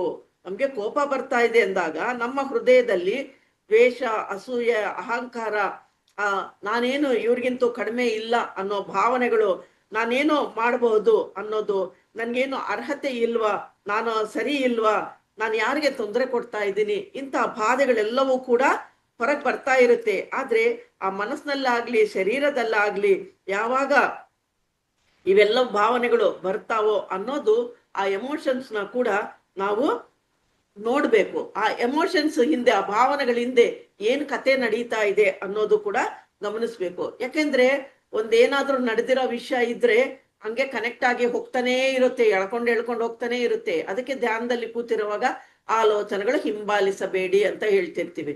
ಅದಕ್ಕೆ ಅರಿವಿನಿಂದ ಇರ್ಬೇಕು ಅಂತ. ಒಂದ್ ಸೆಕೆಂಡು ಗಮನಕ್ಕೆ ಬಂದ ತಕ್ಷಣನೇ ಅದು ಡೌನ್ ಆಗ್ಬಿಡುತ್ತೆ. ಅದರಿಂದ ಬುದ್ಧಿಸ್ಟ್ ಮಾಂಕ್ ಅವರು ಏನ್ ಹೇಳ್ತಾರೆ ಅಂದ್ರೆ, ಈ ಎಮೋಷನ್ಸ್ ಕೂಡ ಒಂದು ಡೀಲ್ ಮಾಡ್ಕೋಬೇಕಂತೆ, ಒಪ್ಪಂದ ಮಾಡ್ಕೋಬೇಕಂತೆ. ನಾವು ಒಪ್ಪಂದ ಮಾಡ್ಕೊಂಡು ಆ ಸಮಯದಲ್ಲಿ ಗಮನಿಸ್ಬೇಕು. ತಕ್ಷಣಕ್ಕೆ ನೀನು ಸುಮ್ಮನೆ ಇರಪ್ಪ ಅಂತ ಹೇಳಿ ಅರಿವಿನಿಂದ ಅದನ್ನ ಮನಶಕ್ತಿಯನ್ನು, ನಮ್ಮ ಶಕ್ತಿ ನಿರ್ಮೂಲನೆ ಆಗುತ್ತೆ ಅನ್ನೋದು ಗಮನಿಸ್ಬೇಕು ಅರಿವಿನಿಂದ. ಆ ಎಮೋಷನ್ಸ್ ಏನಾಗುತ್ತೆ, ಅದರಿಂದ ಏನ್ ಕತೆ ನಡೀತಾ ಇರೋದು ಅನ್ನೋದು ಹೊರಗೆ ಬರುತ್ತೆ. ಅವಾಗ ಅರ್ಥ ಆಗುತ್ತೆ. ನಾವೆಲ್ಲಾದ್ರೂ ಊಟಕ್ಕೆ ಹೋಗಿದ್ದೀವಿ, ಎಲ್ಲಾರು ಒಂದು ಫಂಕ್ಷನ್ ಅಲ್ಲಿ ಊಟ ಮಾಡಿದ್ದೀವಿ, ಮನೆಗೆ ಬಂದ ಮೇಲೆ ಇರೋರು ಕೇಳ್ತಾರಲ್ಲ, ಹೇಗಿತ್ತು ಫಂಕ್ಷನ್ ಎಲ್ಲ ಚೆನ್ನಾಗಿ ನಡೀತಾ, ಊಟಗಳೆಲ್ಲ ಚೆನ್ನಾಗಿತ್ತ ಅಂತ ಕೇಳೋರು. ಮೊದ್ಲು ಕಾಲದಲ್ಲಿ ದೊಡ್ಡವ್ರ ಈ ಮಾತುಗಳೆಲ್ಲ ಕೇಳೋರು, ಈಗ ಕೇಳಕ್ಕಾಗೋದಿಲ್ಲ. ಆ ರೀತಿ ಇರುವಾಗ ಅವ್ರು ಏನ್ ಹೇಳ್ತಾರೆ ಅಂದ್ರೆ, ಪರವಾಗಿಲ್ಲ, ಏನೋ ಇತ್ತು, ಸುಮಾರಾಗಿತ್ತು ಅಂತ ಹೇಳ್ತಾರೆ. ಇಲ್ಲ ಅಷ್ಟು ಸರಿ ಇರ್ಲಿಲ್ಲ ಅಂತ ಒಂದೆರಡು ಮಾತು ಹೇಳ್ಬಿಡ್ತಾರೆ. ಆದ್ರೆ ಆ ಊಟ ಮಾಡಿರೋ ಸಮಯ ಒಂದ್ ಅರ್ಧ ಗಂಟೆ ಮುಕ್ಕಾಲು ಗಂಟೆ ಸಮಯ ತಗೊಂಡಿರ್ತಾರೆ. ಹೇಳುವಾಗ ಮಾತ್ರ ಅಷ್ಟೇ ಬಿಡಿಬಿಡಿಯಾಗಿ ಹೇಳ್ಬಿಡ್ತಾರೆ. ಅದೇ ರೀತಿ ನಮ್ಮ ಭಾವನೆಗಳಿಗೆ ಏನಾದ್ರೂ ತೊಂದರೆ ಕೊಡ್ತಾ ಇದೆ ಅಂದ್ರೆ, ನಮ್ಮ ಆಲೋಚನೆಗಳಿಗೆ ಏನಾದ್ರೂ ತೊಂದರೆ ಆಗ್ತಾ ಇದೆ ಅಂದಾಗ ಅವೆಲ್ಲವೂ ಕೂಡ ಹೊರಗಡೆಯಿಂದ ನಾವು ಕೊಡ್ತಾ ಇರೋ ಆಹಾರ, ಆ ಬಾಧೆ. ಅದರಿಂದ ಆ ಕಥೆಯ ನಡೀತಾ ಇದೆ. ಅದಕ್ಕೆ ಎಷ್ಟೋ ಕ್ಲಾಸ್ಗಳಲ್ಲಿ ಕೇಳ್ತಾ ಇರ್ತೀವಿ, ಎಷ್ಟೋ ಸಮಸ್ಯೆಗಳಿಂದ ಬರ್ತಾ ಇರ್ತಾರೆ. ಅವರಲ್ಲಿ ಏನಾಗುತ್ತೆ, ಅದಮಿಟ್ಕೊಂಡಿರ್ತಾರೆ, ದುಃಖ ಬಾಧೆ ಎಲ್ಲವೂ ಕೂಡ. ಆ ಟೈಮಲ್ಲಿ ಏನಾಗುತ್ತೆ, ಧ್ಯಾನಕ್ಕೆ ಬಂದಾಗ ಅವೆಲ್ಲವೂ ಕೂಡ ಹೊರಗೆ ಬರ್ತಾ ಇರುತ್ತೆ. ಆ ಉದ್ವೇಗಗಳೆಲ್ಲವೂ ಕೂಡ ಸೃಷ್ಟಿ ಆಗ್ತಾ ಇರುತ್ತೆ. ಇದೆಲ್ಲವೂ ಕೂಡ ಎಷ್ಟೋ ಕಾಲ ಇರೋದಿಲ್ಲ, ಎಷ್ಟೋ ಸಮಯದಲ್ಲಿ ಇರೋದಿಲ್ಲ. ಅವೆಲ್ಲವೂ ಕೂಡ ಹಿಂದೆ ಅದಮಿಟ್ಕೊಂಡಿರೋವು, ಅದರಿಂದ ಅವು ಹೊರಗೆ ಬರ್ತಾ ಇದೆ. ಇದು ಗಮನಿಸಿದಾಗ, ಇದಾ ಆವಾಗ ನಡೆದಿರೋ ಕಥೆನಾ ಇದು, ಹೀಗಲ್ವಲ್ಲ, ಯಾಕೆ ತಲೆ ಕೆಡಿಸ್ಕೋಬೇಕು ಅಂತ ಗಮನಿಸ್ತೀವಿ. ಅದನ್ನ ಕೂಲಂಕುಷವಾಗಿ ಆ ಭಾವನೆಗಳ ಹಿಂದೆ ಇರೋದು ಏನು ಅಂದಾಗ ತಿಳ್ಕೊಂಡಾಗ ಅವಾಗ ರಿಲೀಫ್ ಆಗ್ತೀವಿ. ಆರಾಮವಾಗಿರ್ತದೆ, ಪ್ರಶಾಂತವಾಗಿರ್ತದೆ. ನಮಗ್ ಗೊತ್ತಾಗುತ್ತೆ ನಮ್ಮ ಬೆಳವಣಿಗೆ ಆಗದೆ ಇರೋದಕ್ಕೆ ಇದೇ ಕಾರಣ, ಆನಂದ ಆಗಿ ಇರೋದಕ್ಕೆ ಅಡ್ಡಿ ಆಗ್ತಾ ಇದೆ. ಒಂದ್ಸತಿ ನಾವು ಇದನ್ನ ಅರ್ಥ ಮಾಡ್ಕೊಂಡು ಇದನ್ನ ಬಿಟ್ಟಾಗ ಏನಾಗುತ್ತೆ, ಆನಂದ ಅನ್ನೋದು ತಾನಾಗೆ ತಾನೇ ಹೊರಗೆ ಬರ್ತಾ ಇರುತ್ತೆ. ಅದಕ್ಕೆ ವಿಮುಕ್ತಿಗೆ ಇಷ್ಟು ಶಕ್ತಿ ಇದೆ ಅಂತ ಗಮನಿಸ್ಬೇಕು. ಅದಕ್ಕೆ ಏನಾದರೂ ತೊಂದರೆಗಳಿದ್ದಾಗ, ಇಲ್ಲ ಒಬ್ಬರ ಮೇಲೆ ಒಬ್ಬರು ಫ್ಯಾಮಿಲಿಗಳಲ್ಲಿ ಆ ದ್ವೇಷ, ಆ ರಾಗಗಳು ಇದ್ದಾಗ ಏನಾಗುತ್ತೆ, ಅದರ ಒಳಗಡೆ ಆ ದ್ವೇಷ ಜಾಸ್ತಿ ಆಗಿ ಆಗಿ ಆಗಿ ಕಿಚ್ಚು ತರ ಆಗ್ಬಿಡುತ್ತೆ. ಆ ಕಿಚ್ಚು ಅನ್ನೋದು ಎಲ್ಲಿವರೆಗೂ ಹೋಗುತ್ತೆ, ಜೀವ ತೆಗಿಯೋವರೆಗೂ ಹೋಗುತ್ತೆ. ಅದಕ್ಕೋಸ್ಕರ ಆ ರಾಗ ದ್ವೇಷಗಳನ್ನೋದು ಬಿಟ್ಟಾಗ, ಅದರಲ್ಲಿರೋ ಮನಸ್ಸಿನಲ್ಲಿ ಇರೋದನ್ನ ಯಾವಾಗ ಬಿಡ್ತಾರೋ ಆವಾಗ ಏನಾಗುತ್ತೆ, ಆ ಕಿಚ್ಚು ಅನ್ನೋದು ಶಾಂತವಾಗಿ ಬಿಡುತ್ತೆ. ಅಂದ್ರೆ ವಿಮುಕ್ತರಾಗ್ತಾರೆ. ಆ ರೀತಿ ನಾವು ಕೂಡ ನಡ್ಕೋಬೇಕಾಗಿದೆ. ಇನ್ನು ಸ್ವೇಚ್ಛೆಯನ್ನು ಕೃಷಿ ಮಾಡಬೇಕು ಅಂತ ಹೇಳ್ತಾರೆ. ನಮ್ಮ ಭಾವನೆಗಳು ಆಲೋಚನೆಗಳನ್ನು ಅರ್ಥ ಮಾಡ್ಕೊಂಡದ ಮೇಲೆ ಒಂದು ರೀತಿ ಮುಕ್ತರಾಗ್ತೀವಿ. ಆ ಕೈದಿಯರು ಒಂದು ಮುಕ್ತರಾದ್ರಲ್ಲ, ಒಂದು ಕಾಲ್ ಗಂಟೆ ಅರ್ಧ ಗಂಟೆ ಸಮಯದಲ್ಲೇ ಆ ಕೈದಿಗಳಿಗೆಲ್ಲ ಒಂದು ಮುಕ್ತತೆ ಸಿಕ್ಕಿದೆ ಅಂದ್ರಲ್ಲ. ಆ ಗುರುಗಳ ಮಾರ್ಗವನ್ನು ತೋರಿಸ್ತಾ ಇರ್ತಾರೆ. ಆ ಮಾರ್ಗದಲ್ಲಿ ನಡಿಬೇಕಾಗಿರೋದು ನಾವುಗಳೇ, ತೋರಿಸ್ಕೊಳ್ಳೋವರೆಗೂ ಮಾತ್ರನೇ ಅದು. ಆವಾಗ ನಮ್ಮಲ್ಲಿರೋ ಆ ದೈವತ್ವ ಅನ್ನೋದು ಪ್ರತಿದಿನ ಕೂಡ ಒಂದು ಪ್ರಸಾದ ರೀತಿಯಲ್ಲಿ ನಮಗೆ ಸಿಗ್ತಾ ಇರುತ್ತೆ. ಆ ಮುಕ್ತರಾಗ್ತೀವಿ. ಅದನ್ನ ಬೆಳೆಸ್ಕೊಂತ ಹೋಗ್ಬೇಕು, ವೃದ್ಧಿ ಮಾಡ್ಕೊಂತ ಹೋಗ್ಬೇಕು. ಒಂದು ಹೇಗ್ ಗೊತ್ತಾಗುತ್ತೆ ಹೇಳ್ತಾರೆ, ನಾನು ಆವಾಗ ಹೆಂಗಿದ್ದೀನೋ ಇವಾಗ್ಲೂ ಹಂಗೆ ಇದ್ದೀನಿ ಅಂತ ಕೆಲವ್ರು ಹೇಳ್ತಾರೆ. ನನ್ಗೆ ಏನೋ ಅನುಭವ ಆಗಿಲ್ಲ ಅಂತ ಹೇಳ್ತಾರೆ. ಅಂದ್ರೆ ಈಗ ಹೇಗಿದ್ದೀರಾ, ಹೋಗ್ಲಿ ಅಂದ್ರೆ ಇಲ್ಲಿ ಬಂದು ಕುಂತಾಗ ಪ್ರಶಾಂತವಾಗಿದೆ, ಅದೇ ಅನುಭವ. ಇನ್ನೇನಾಗ್ಬೇಕು, ಎಲ್ಲೋ ಯೂಟ್ಯೂಬಲ್ಲಿ ನೋಡ್ಬಿಟ್ಟು ಅವ್ರಿಗೆ ಹಂಗಾಯ್ತು ಹಿಂಗಾಯ್ತು ಅಂದ್ರೆ ಎಲ್ಲಾರ್ಗೂ ಹಾಗಾಗ್ಬೇಕಾಗಿರೋದು ಅವಶ್ಯಕತೆ ಇಲ್ಲ. ನಾವ್ ಹೇಗ್ ಸ್ಥಿತಿಯಲ್ಲಿ ಇದ್ದೀವಿ ಅನ್ನೋದು ನಮ್ಗೆ ಹೇಗ್ ಗೊತ್ತಾಗುತ್ತೆ ಅಂದ್ರೆ, ಒಂದು ಗಿಡ ಹಾಕಿದೀವಿ, ಬೆಳೀತಾ ಇದೆ. ಪ್ರತಿದಿನ ಕೂಡ ಅದಕ್ಕೆ ಬೇಕಾಗಿದ್ದ ಪೋಷಣೆಗಳೆಲ್ಲವೂ ಕೂಡ ನಾವು ಕೊಡ್ತೀವಿ. ಅಂದ್ರೆ ನೀರು ಹಾಕ್ತಿವಿ, ಸೂರ್ಯರಶ್ಮಿ ತಗಲೋ ರೀತಿಯಲ್ಲಿ ಅಲ್ಲಿ ಗಿಡಗಳು ಇಟ್ಟಿರ್ತೀವಿ, ಚೆನ್ನಾಗಿ ಗಾಳಿ ಬರ್ತಾ ಇರುತ್ತೆ. ಬೇರೆಗೆಲ್ಲವೂ ಕೂಡ ಗಾಳಿ ಸೇರೋ ಹಂಗೆ ಮಣ್ಣೆಲ್ಲ ಸ್ವಲ್ಪ ತೆಗಿತಾ ಇರ್ತೀವಿ. ಆಮೇಲೆ ಏನಾದ್ರೂ ಹುಳಗಳೇನಾದ್ರೂ ಬಂದಿದ್ಯಾ ಅನ್ನೋದು ಕೂಡ ಅದನ್ನೆಲ್ಲ ಗಮನಿಸಿ ಅದನ್ನೇ ಪೋಷಣೆ ಮಾಡ್ತಾ ಇರ್ತೀವಿ. ಇಷ್ಟು ರೀತಿಯಲ್ಲಿ ನಾವು ಪೋಷಣೆ ಮಾಡಿದಾಗ ಆ ಸ್ವೇಚ್ಛೆಯನ್ನು ಬೆಳೆಸ್ಕೊಂತದ ಇಲ್ವಾ, ಆ ಗಿಡ ಕೂಡ ಬೆಳೀತದ ಇಲ್ವಾ. ಆ ಸ್ವೇಚ್ಛೆಗೆ ಕಾರಣಭೂತರಾಗಿರೋದು ಕೆಲಸಗಳೆಲ್ಲವೂ ಕೂಡ ನಾವು ಮಾಡ್ತಾ ಇರೋದಕ್ಕೆ ಆ ಗಿಡ ಬೆಳೆದಿದೆ. ಅದೇ ರೀತಿ ನಮ್ಮಲ್ಲಿ ಏನೇನು ತೊಂದರೆಗಳಿದೆಯೋ ಅದಕ್ಕೆಲ್ಲವೂ ಕೂಡ ಗಮನಿಸಿದಾಗ ನಾವು ಕೂಡ ಮುಕ್ತರಾಗ್ತೀವಿ ಅಲ್ಲಿಂದ. ಈ ಸ್ವೇಚ್ಛೆ ಅನ್ನೋದು ನಮ್ಮಲ್ಲಿ ಇದೆ. ಮೈಂಡ್ಫುಲ್ನೆಸ್ ಆಗಿನ ಬೆಳೆಸ್ಕೊಂತ ಇದ್ದಾಗ ಅವಾಗ ಏನಾಗುತ್ತೆ, ಅದನ್ನ ಗಮನಿಸ್ತಾ ಇರುವಾಗ ನಮ್ಮ ಜೀವನದಲ್ಲಿ ಇರೋದು ಆನಂದವಾಗಿರೋದನ್ನ ನಾವು ಹೊಂದುತ್ತೀವಿ. ಆನಂದ ಇರೋದು ನಮ್ಮ ಹತ್ರದಲ್ಲೇ ಇದೆ, ಆದ್ರೆ ಅದನ್ನ ಮರ್ತೋಗಿದೀವಿ. ನಮ್ಮ ಒಳಗಡೆನೆ ಇದೆ ಆನಂದ ಅನ್ನೋದು, ಅದನ್ನ ಗುರುತಿಸದೇ ಇದ್ದೀವಿ. ಅದನ್ನ ಕೃಷಿ ಮಾಡಬೇಕು. ಪತ್ರ ಸರ್ ಹೇಳ್ತಾ ಇದ್ರು ಕ್ಲಾಸ್ಗಳಿಗೆ ಹೋದಾಗ, ಆ ಅಂದ್ರೆ ತೆಲುಗಲ್ಲಿ ಅಲ್ವಾ, ಎಂತ ದುನ್ನುಕೊಂಟಾರೋ ದುನ್ನುಕೊಂಡಿ ಅಂತ. ಅಂದ್ರೆ ಎಷ್ಟು ಅಗದು ಅಗದು ತೆಕ್ಕೊಂತೀರೋ ಆ ಜ್ಞಾನವೆಲ್ಲ ತೆಕ್ಕೊಳ್ಳಿ ಅಂತ ಹೇಳ್ತಾ ಇದ್ರು. ಅರ್ಥ ಆಗ್ತಿರ್ಲಿಲ್ಲ. ಆಮೇಲೆ ಆಮೇಲೆ ಆಮೇಲೆ ಜ್ಞಾನ ಪಡ್ಕೊಂತ ಗೊತ್ತಾಯ್ತು, ಈ ಶರೀರ ಅನ್ನೋದ್ರ ಒಳಗಡೆನೆ ನಾವು ವ್ಯವಸಾಯವನ್ನು ಮಾಡ್ಕೊಂಡಾಗ ಆ ಒಳಗಡೆ ಇರೋ ಸಂಪತ್ತುಗಳೆಲ್ಲವೂ ಕೂಡ ಹೊರಗೆ ಬರುತ್ತೆ ಅನ್ನೋದು ಅರ್ಥ ಆಯ್ತು. ಇನ್ನು ಏನ್ ಹೇಳ್ತಾರೆ ಅಂದ್ರೆ ಅದ್ಭುತಗಳನ್ನು ಅನುಭೂತಿ ಹೊಂದೋದು ಅಂದ್ರೆ ಪ್ರತಿ ಕ್ಷಣವೂ ಕೂಡ ಅನುಭೂತಿ ಹೊಂದ್ತಾ ಇರ್ಬೇಕು. ಇನ್ನು ಅವ್ರು ಏನ್ ಹೇಳ್ತಾರೆ ಅಂದ್ರೆ, ಒಂದು ಅಕ್ಕಿ ಕಾಳು ಅನ್ನವಾಗಿ ಬದಲಾವಣೆ ಆಗ್ಬೇಕು ಅಂದಾಗ ಪ್ರೋಸೆಸ್ ನಡಿಬೇಕು. ಅವಾಗ ಏನಾಗುತ್ತೆ, ಅಬ್ಬಾ ಅನ್ನ ತುಂಬಾ ಚೆನ್ನಾಗಿದೆಯಪ್ಪ, ಮೃದುವಾಗಿದೆಯಪ್ಪ, ತಿನ್ನಕ್ಕೆ ಆಗುತ್ತೆ ಅಂತ ನಾವು ಅನ್ಕೊಂತೀವಿ. ಅದನ್ನ ರೆಡಿ ಆಗ್ಬೇಕು ಅಂದ್ರೆ 3 ತಿಂಗಳು 6 ತಿಂಗಳು ಆ ವ್ಯವಸಾಯವನ್ನು ಮಾಡಿ ಅದಕ್ಕೆ ಬೆಳೆಯೋದಕ್ಕೆ ಕಾರಣರಾಗಿರೋ ಎಲ್ಲವೂ ಕೂಡ ಮಾಡಿದಾಗ ತಾನೇ ನಮ್ಮ ಮನೆಯವರೆಗೂ ಕೂಡ ಅಕ್ಕಿ ಅನ್ನೋದು ಬರುತ್ತೆ. ಅದಕ್ಕೆ ನೀರು, ಸೂರ್ಯರಶ್ಮಿ, ಅದಕ್ಕೆ ಪೋಷಕಾಂಶಗಳು ಇದೆಲ್ಲ ಆಗ್ಬೇಕು. ಆಮೇಲೆ ಫಲದೀಕರಣವಾಗಿ ಆಗ ಆ ಬೆಳೆ ಎಲ್ಲವೂ ಕೂಡ ಬರುತ್ತೆ. ಅದಕ್ಕೆ ಹುಳ ಬರದೇ ಇರೋ ರೀತಿ ಜಾಗೃತಿ ಕೂಡ ಪಡ್ತಾನೆ ರೈತ. ಇಷ್ಟೆಲ್ಲ ಕಷ್ಟಪಟ್ರೇನೆ ಅದು ನಮ್ಮನೆವರೆಗೂ ಬರುತ್ತೆ. ಅದಕ್ಕೆ ಇದಕ್ಕೆಲ್ಲ ಮಾಡೋದಕ್ಕೆ ಮನುಷ್ಯರು ಬೇಕಲ್ವಾ. ಮತ್ತೆ ಇದಕ್ಕೆಲ್ಲವೂ ಕೂಡ ಏನೋ ಕಾರಣಗಳಿರುತ್ತಲ್ಲ. ಸಹಾಯಕಾರಿಯಾಗಿ ಬದಲಾವಣೆ ಆದಾಗ ಆ ಚಿಕ್ಕ ಒಂದು ಕಾಳಲ್ಲಿ ಇರೋದು ದೊಡ್ಡದಾಗಿ ಅದು ಬೆಳೆದು ಎಷ್ಟೋ ಬೀಜಗಳನ್ನು ನಮಗ್ ಕೊಡ್ತದೆ, ಎಷ್ಟೋ ಧಾನ್ಯವನ್ನು ನಮಗ್ ಕೊಡ್ತದೆ. ಒಂದು ಬೀಜ ನಾವು ಹಾಕಿದೀವಿ, ಆ ಗಿಡ ಬೆಳೆದು ದೊಡ್ಡದಾಗಿ ಅಷ್ಟೊಂದು ಫಲವನ್ನು ನೀಡ್ತದೆ. ಅದು ಅವ್ರೇನ್ ಮಾಡ್ತಾರೆ, ಆ ಒಂದು ಕಾಳಲ್ಲಿ ಅವರು ಈ ಆಹಾರ ತಗೊಳ್ಳೋವಾಗ ಇಷ್ಟೆಲ್ಲವೂ ಕೂಡ ನೋಡ್ತಾರಂತೆ. ಅಷ್ಟು ಆಳವಾಗಿ ನೋಡಿ ಅದನ್ನ ಉಪಯೋಗಿಸ್ಕೊಂತಾರೆ. ಈ ಗಿಡ ಒಂದು ಕಾಳಲ್ಲಿ ಎಷ್ಟಿದೆ, ಎಲ್ಲಿವರೆಗೂ ತಯಾರಾಗಿದ್ದಕ್ಕೆ ಎಷ್ಟು ಕಾರಣಗಳಿದೆ, ಅದು ನಮ್ಮವರೆಗೂ ಬಂದಿದೆ, ಅದನ್ನೆಲ್ಲ ನೋಡ್ತಾರೆ. ನಾವು ಏನ್ ಮಾಡ್ತೀವಿ, ಊಟಕ್ಕೆ ಬಂದಿರೋದು ಪದಾರ್ಥಗಳನ್ನ ಇದು ಇದು ಅಂತ ನೋಡ್ಬಿಡ್ತೀವಿ. ಅವ್ರು ಹಾಗಲ್ಲ, ಆಳಕ್ಕೆ ಹೋಗಿ ಮೂಲಕ್ಕೆ ಹೋಗಿ ನೋಡ್ತಾರೆ. ಈ ರೀತಿ ಪ್ಲಮ್ ವಿಲೇಜ್ ಅನ್ನೋದು ಒಂದು ಕಮ್ಯುನಿಟಿ ಇದೆಯಲ್ಲ, ಅವ್ರದ್ದು ಫ್ರಾನ್ಸ್ ಅಲ್ಲಿ ಇರುತ್ತೆ. ಆ ಮಾಂಕಗಳೆಲ್ಲರೂ ಕೂಡ ಈ ಪ್ರಕ್ರಿಯೆಯನ್ನು ಅಭ್ಯಾಸ ಮಾಡ್ಕೊಂತಾರಂತೆ. ಮೈಂಡ್ಫುಲ್ನೆಸ್ ಆಗಿ ಯಾವ ರೀತಿ ತಿನ್ಬೇಕು, ಭೌತಿಕವಾಗಿ ಈ ಪ್ರಕ್ರಿಯೆಗಳೇ ಅಲ್ಲ, ಆ ಪದಾರ್ಥದಲ್ಲಿ ಇರೋ ಆ ಮೂಲ ಅನ್ನೋದು ನೋಡ್ತಾರೆ. ಎಲ್ಲಿಂದ ಈ ಪದಾರ್ಥ ಬಂದಿದೆ, ಯಾವ ರೀತಿ ತಯಾರು ಮಾಡಿದೀವಿ, ಈ ವಿಷಯಗಳೆಲ್ಲವೂ ಕೂಡ ಆ ಕಾಳಲ್ಲಿ ಇದೆ. ಅದರಲ್ಲಿ ಏನ್ ನೋಡ್ತಾರೆ, ಇನ್ನು ಮಣ್ಣನ್ನ ನೋಡ್ತಾರೆ, ಭೂಮಾತೆಯನ್ನು ನೋಡ್ತಾರೆ, ಸೂರ್ಯ ರಶ್ಮಿಯನ್ನು ನೋಡ್ತಾರೆ, ನೀರು ಮತ್ತು ಆ ನೀರು ಎಲ್ಲಿಂದ ಬಂದಿದೆ, ಮೋಡಗಳಿಂದ ಬಂದಿದೆ. ಆಕಾಶವನ್ನು ನೋಡ್ತಾರೆ, ಅಂದ್ರೆ ಆಕಾಶದಲ್ಲಿ ಆ ಮೋಡಗಳು ಯಾರು ಸಂರಕ್ಷಣೆ ಮಾಡ್ತಿದ್ದಾರೆ ಅದನ್ನು ಕೂಡ ನೋಡ್ತಾರೆ. ಅಂದ್ರೆ ಆ ಸಂರಕ್ಷಣೆಯಲ್ಲಿ ಯಾರಿದ್ದಾರೆ, ನಮ್ಮ ಪೂರ್ವಿಕರಿದ್ದಾರೆ ಅದರಲ್ಲಿ. ಇನ್ನು ಆ ಗಿಡಗಳಲ್ಲಿ ಆ ಪಕ್ಷಿಗಳೆಲ್ಲವೂ ಕೂಡ ಹೊಲದಲ್ಲಿ ಓಡಾಡ್ತಾ ಇರ್ತವೆ. ಅದರಲ್ಲಿ ಹುಳ ಏನಾದ್ರು ಬಿದ್ದಿದ್ರೆ ಅದು ಆಹಾರವಾಗಿ ತಗೊಂಡು ಹೋಗ್ತಾ ಇರ್ತದೆ. ಅದನ್ನು ಕೂಡ ನೋಡ್ಬೇಕು, ಅನುಭೂತಿ ಹೊಂದಬೇಕು. ಆ ಊಟ ಮಾಡುವಾಗ ಅಷ್ಟೆಲ್ಲ ಸಮಸ್ತ ಸೃಷ್ಟಿಯನ್ನು ಕೂಡ ಆ ಭಾವನೆಯಿಂದ ನೋಡ್ತಾ ತಿಂತಾರಂತೆ.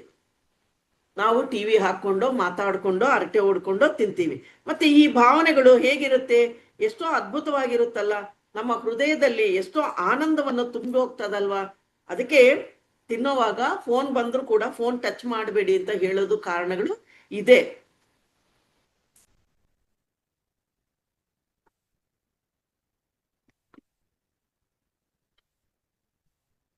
ಪ್ರತಿದಿನ ಕೂಡ ಈ ಅದ್ಭುತವೆಲ್ಲವೂ ಕೂಡ ಅವರು ಅಷ್ಟು ಗಮನಿಸ್ತಾ ಇರ್ತಾರೆ, ಅಂದ್ರೆ ಅಷ್ಟು ಲೀನವಾಗಿ ಇರ್ತಾರೆ. ಇನ್ನು ಅವರು ಅವರ ಒಂದೊಂದು ಸಮಯದಲ್ಲಿ ಟೀ ಸೆರೆಮನಿ ಅಂತ ಕೂಡ ಮಾಡ್ಕೊಂತಾರಂತೆ. ಅದು ಸೆರೆಮನಿ ಅನ್ನೋದು 45 ನಿಮಿಷ ಟೀ ಸೆರೆಮನಿ ಮಾಡ್ಕೊಂತಾರೆ. ನಾವಲ್ಲಿ ಕಾಫಿನೋ ಟೀನೋ ತಗೊಂಡು ಕೊಪ್ಪಲ್ಲಿ ಹಾಕೊಂಡು 2 ನಿಮಿಷದಲ್ಲಿ ಕುಡ್ದಲ್ಲ ಇಟ್ಬಿಟ್ಟು ಹೊಟ್ಟೋಗ್ತೀವಿ. ಅವ್ರು ಹಾಗಲ್ಲ, ಆ ನೀರು ಸ್ಟವ್ ಮೇಲೆ ಇಟ್ಟು ಸ್ಟವ್ ಅಂಟಿಸಿ ಅದು ಬಿಸಿ ಆದ್ಮೇಲೆ ಆ ಟೀ ಪುಡಿ ಹಾಕೋದು, ಸಕ್ಕರೆ ಹಾಕೋದು, ಚೆನ್ನಾಗಿ ಮರಳಿಸಿ ಆಮೇಲೆ ಸೋದಿಸಿ ಆ ಕಪ್ಪಲ್ಲಿ ಹಾಕೋದು ಒಂದು ಕಳಾತ್ಮಕವಾಗಿ ಮಾಡ್ತಾರಂತೆ. ಅದರೂ ಕೂಡ ಒಂದು ಧ್ಯಾನ ಸ್ಥಿತಿಯಲ್ಲಿ ಮಾಡ್ತಾರಂತೆ, ತಯಾರು ಮಾಡ್ತಾರೆ. ಆ ಗ್ಲಾಸ್ ಅಲ್ಲಿ ಹಾಕೊಂಡಿದ ಮೇಲೆ ಆ ಕೈಗೆ ತಗೊಳ್ಳೋದು ಕೂಡ ಒಂದು ಕಳಾತ್ಮಕವಾಗಿರುತ್ತೆ. ಅವರು ಒಂದು ಸಿಪ್ಪು ಅಂದ್ರೆ ಒಂದು ಗುಟುಕು ತಗೊಳ್ಳೋವಾಗ್ಲೂ ಕೂಡ ಅಷ್ಟು ನಿಧಾನವಾಗಿ ಪ್ರಶಾಂತವಾಗಿ ಅನುಭೂತಿ ಹೊಂದುತ್ತಾ ತಗೊಂತಾರೆ.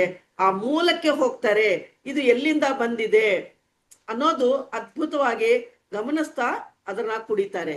ಇನ್ನು ನಡೆಯುವಾಗ ಅರಿವಿನಿಂದ ನಡೀತಾ ಇರ್ತಾರೆ. ಆ ಭೂಮಾತೆಯ ಸ್ಪರ್ಶೆಯನ್ನು ಗಮನಿಸ್ತಾ ಇರ್ತಾರೆ. ನಾವೇನ್ ಅನ್ಕೋತೀವಿ, ಏನ್ ವಯ್ಯಾರವಾಗಿ ನಡೀತಾ ಇದ್ದಾರಪ್ಪ ಇವರು ಅಂತೀವಿ. ಹಾಗಲ್ಲ. ಆ ಎರಡು ಕಾಲುಗಳು ನಡೆಯುವಾಗ ಎರಡು ಕಾಲುಗಳು ಹೇಗಿರುತ್ತೆ, ನಿಂತಿದೀವಿ, ಎರಡು ಕಾಲು ಒಂದೇ ಕಡೆ ಇರುತ್ತೆ. ನಡೆಯುವಾಗ ಹೆಂಗಿರುತ್ತೆ, ಒಂದು ಕಾಲು ಆಕಾಶದ ಕಡೆಗೆ, ಇನ್ನೊಂದು ಕಾಲು ಭೂಮಿಯ ಮೇಲೆ ಇರುತ್ತೆ. ಅಂದ್ರೆ ಭೂಮಿಯ ಆಗ ಭೂಮಾಕರ್ಷಣ ಶಕ್ತಿ ಇರೋದ್ರಿಂದ ತಾನೇ ನಾವು ನಡೆಯೋದಕ್ಕಾಗುತ್ತೆ. ಮೇಲೆ ಕೆಳಗೆ ಅಂತ ಆಕರ್ಷಣೆ ಅನ್ನೋದು ಅಲ್ಲಿ ಇದೆ. ಆ ಭೂತತ್ವಕ್ಕೆ ನಾವು ಕನೆಕ್ಟ್ ಆಗ್ತಾ ಇರ್ತೀವಿ. ಒಂದೊಂದ್ಸತಿ ಏನಂತೀವಿ, ಮನೆಯಲ್ಲಿ ನಡೆಯುವಾಗ ಟೈಲ್ಸ್ ಮೇಲೆ ಏನಾದ್ರೂ ನೀರ್ ಬಿದ್ದಿದೆ, ಹುಷಾರಾಗಿ ನಡೀರಪ್ಪ ಅಂತ ಹೇಳ್ತಾ ಇರ್ತೀವಿ. ಅಕಸ್ಮಾತ್ ಅಮ್ಮ ಜಾರ್ ಬಿದ್ರೆ ಅಂತ ಮನಸ್ಸಿಗೆ ಒಂದು ಕ್ಷಣ ಅನ್ಕೊಂಡ ತಕ್ಷಣ ಟಕ್ ಅಂತ ಅದು ಆ ಕೆಲಸ ನಡೆದೋಗುತ್ತೆ. ಅದಕ್ಕೆ ಅಷ್ಟು ಅರಿವಿನಿಂದ ನಾವು ಆಲೋಚನೆ ಮಾಡ್ಕೋಬೇಕು. ಪ್ರತಿ ಕ್ಷಣವೂ ಕೂಡ ಅನುಭೂತಿಯನ್ನು ಹೊಂದುತ್ತಾ ಇರಬೇಕು, ಅದನ್ನ ಗಮನಿಸ್ತಾ ಇರ್ಬೇಕು. ಆ ಸಮಯದಲ್ಲಿ ನಮ್ಗೇನಾಗುತ್ತೆ, ನಮ್ಮ ಜೀವನದ ನಾಣ್ಯತೆ ಅನ್ನೋದು ನಿರ್ದೇಶಿಸ್ತಾ ಇರುತ್ತೆ, ಗಮನಿಸ್ತಾ ಇರುತ್ತೆ. ಅದಕ್ಕೆ ನಮ್ಮ ಜೀವನದಲ್ಲಿ ಎಷ್ಟೋ ಅದ್ಭುತಗಳನ್ನು ನಡೀತಾ ಇರುತ್ತೆ. ನಮ್ಮ ಬೇಡಿಕೆಗಳಿಂದಾನೇ, ಭಾವನೆಗಳಿಂದಾನೇ ನಾವು ಜೀವಿಸ್ತಾ ಇರ್ತೀವಿ. ಅದಕ್ಕೆ ನಮ್ಗೆ ಎಷ್ಟೋ ಮಿರಾಕಲ್ಸ್ ನಡೀತಾ ಇರುತ್ತೆ, ಎಷ್ಟೋ ಸಾಮರ್ಥ್ಯವನ್ನು ಹೊಂದುತ್ತಾ ಇರ್ತೀವಿ. ಆ ನಾಣ್ಯತೆ ಅನ್ನೋದು ನಮ್ಮ ಜೀವನದಲ್ಲಿ ಇರೋದನ್ನ ಬೆಲೆ ಕಟ್ಟಕ್ಕೆ ಸಾಧ್ಯನೇ ಇಲ್ಲ. ಅಷ್ಟು ಅದ್ಭುತವಾದಂತಹ ಜೀವನ ನಡೆಸೋದಕ್ಕೆ ನಮ್ಗೆ ಅವಕಾಶ ಇದೆ. ಅಷ್ಟು ಮಿರಾಕಲ್ಸ್ ನಡೆಸ್ತಾ ಇರುತ್ತೆ. ಅದನ್ನ ಗಮನಿಸಿ ಅಂತ ಹೇಳ್ತಾರೆ. ಇನ್ನು ಏನ್ ಹೇಳ್ತಾರೆ ಅಂದ್ರೆ, ನೀನು ಒಬ್ಬ ಅದ್ಭುತವಾಗಿರೋವಳು ಅಂತ ಹೇಳ್ತಾರೆ. ನಾವು ಅದ್ಭುತವಾಗಿದ್ದೀವಿ ಅಂದ್ರೆ ನಮ್ಮ ಶರೀರವನ್ನು ಗಮನಿಸಿದಾಗ, ಒಂದು ದೃಶ್ಯವನ್ನು ನೋಡಿದಾಗ ಕಣ್ಣು ರೆಪ್ಪೆಗಳು ಕದಲ್ತಾ ಇರುತ್ತೆ. ಆ ರೆಪ್ಪೆಗಳಿಲ್ಲ ಅಂದ್ರೆ ಹೇಗಿರುತ್ತೆ, ಕಲ್ಪಿಸ್ಕೊಳಕ್ಕೂ ಆಗೋದಿಲ್ಲ, ಅಷ್ಟು ಭಯ ಆಗುತ್ತೆ. ಅದೇ ರೀತಿ ನಮ್ಮಲ್ಲಿ ಕೂಡ ಆ ಕಷ್ಟಗಳು ಅನ್ನೋದು ಕೂಡ ಎಷ್ಟೋ ಇರುತ್ತೆ. ಆವಾಗ ನಮ್ಮ ಶ್ವಾಸವನ್ನು ಗಮನಿಸ್ತಾ ಕಣ್ಣು ರೆಪ್ಪೆಗಳನ್ನು ಹೇಗೆ ಮುಚ್ಚುತ್ತೀವೋ ನಮ್ಮ ಆಲೋಚನೆಗಳು ಕೂಡ ಹಾಗೆ ಮುಚ್ಚಾಕ್ಬೇಕು. ಅದನ್ನ ಮುಂದಕ್ಕೆ ಹಂಗೆ ಆಲೋಚಿಸ್ತಾ ಮುಂದಕ್ಕೆ ಹೋಗ್ಬಾರ್ದು. ಅದಕ್ಕೆ ನಮ್ಮ ಶ್ವಾಸದಲ್ಲಿ ಒಳಗಡೆ ಇರೋ ಮಲಿನ ಎಲ್ಲವೂ ಕೂಡ ಶ್ವಾಸವನ್ನು ಹೊರಗೆ ಬಿಡ್ತಾ ಇದ್ದೀವಿ ಅಂದಾಗ 70-80% ಮಲಿನ ಎಲ್ಲ ಹೊರಗೆ ಹೋಗ್ತಾ ಇರುತ್ತೆ. ಅದಕ್ಕೆ ನಮ್ಮ ಶರೀರದ ಒಳಗಡೆ ಹೋಗ್ತಾ ಇರೋದು ಫ್ರೆಶ್ ಆಗಿರೋ ಆಕ್ಸಿಜನ್ ಹೋಗ್ತಾ ಇದೆ ಅಂತ ನಾವು ಸೈನ್ಸ್ ಅಲ್ಲಿ ಹೇಳ್ತೀವಿ. ಅದರ ದೈವಿಕ ಶಕ್ತಿಯ ಹೋಗ್ತಾ ಇರುತ್ತೆ.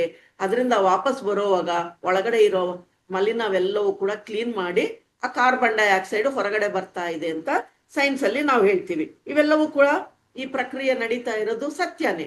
ಇದೆಲ್ಲ ವಿಷಯಗಳು ಪ್ರತಿಯೊಬ್ಬರಿಗೂ ತಿಳಿದಿರೋದೆ. ಆದ್ರೆ ನಮ್ಮ ಒಳಗಡೆ ಆ ಲಿವರ್ ಯಾವ ರೀತಿ ನಡೀತಾ ಇದೆ, ಆ ಕಿಡ್ನಿ ಯಾವ ರೀತಿ ನಡೀತಾ ಇದೆ ಅಂತ ಗಮನಿಸ್ತೀವ ಯಾವತ್ತಾದ್ರೂ? ಇಲ್ಲ.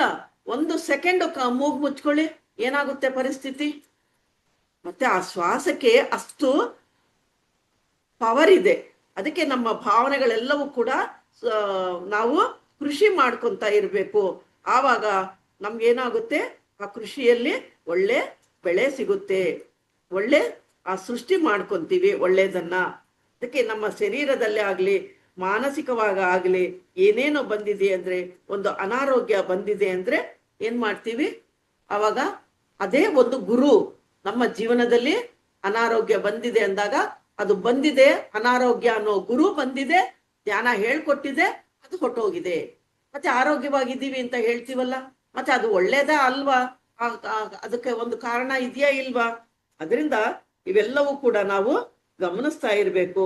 ಏನೋ ಮನೆಯಲ್ಲೋ ಪಕ್ಕದಲ್ಲೋ ಏನೋ ನಡೀತಾ ಇರುತ್ತೆ, ಅದೇನ್ ಅನ್ಕೊಂತೀವಿ, ಅವ್ರು ಸರಿ ಇಲ್ಲಪ್ಪ ಅಂತ ಅನ್ಕೊಂತೀವಿ. ಅಲ್ಲ, ಅವರಿಂದ ಏನೋ ಒಂದು ಮೆಸೇಜ್ ಬರೋದಿರುತ್ತೆ, ಅದನ್ನ ನಾವು ತಗೊಳಕ್ಕೆ ರೆಡಿ ಆಗಿರ್ಬೇಕು.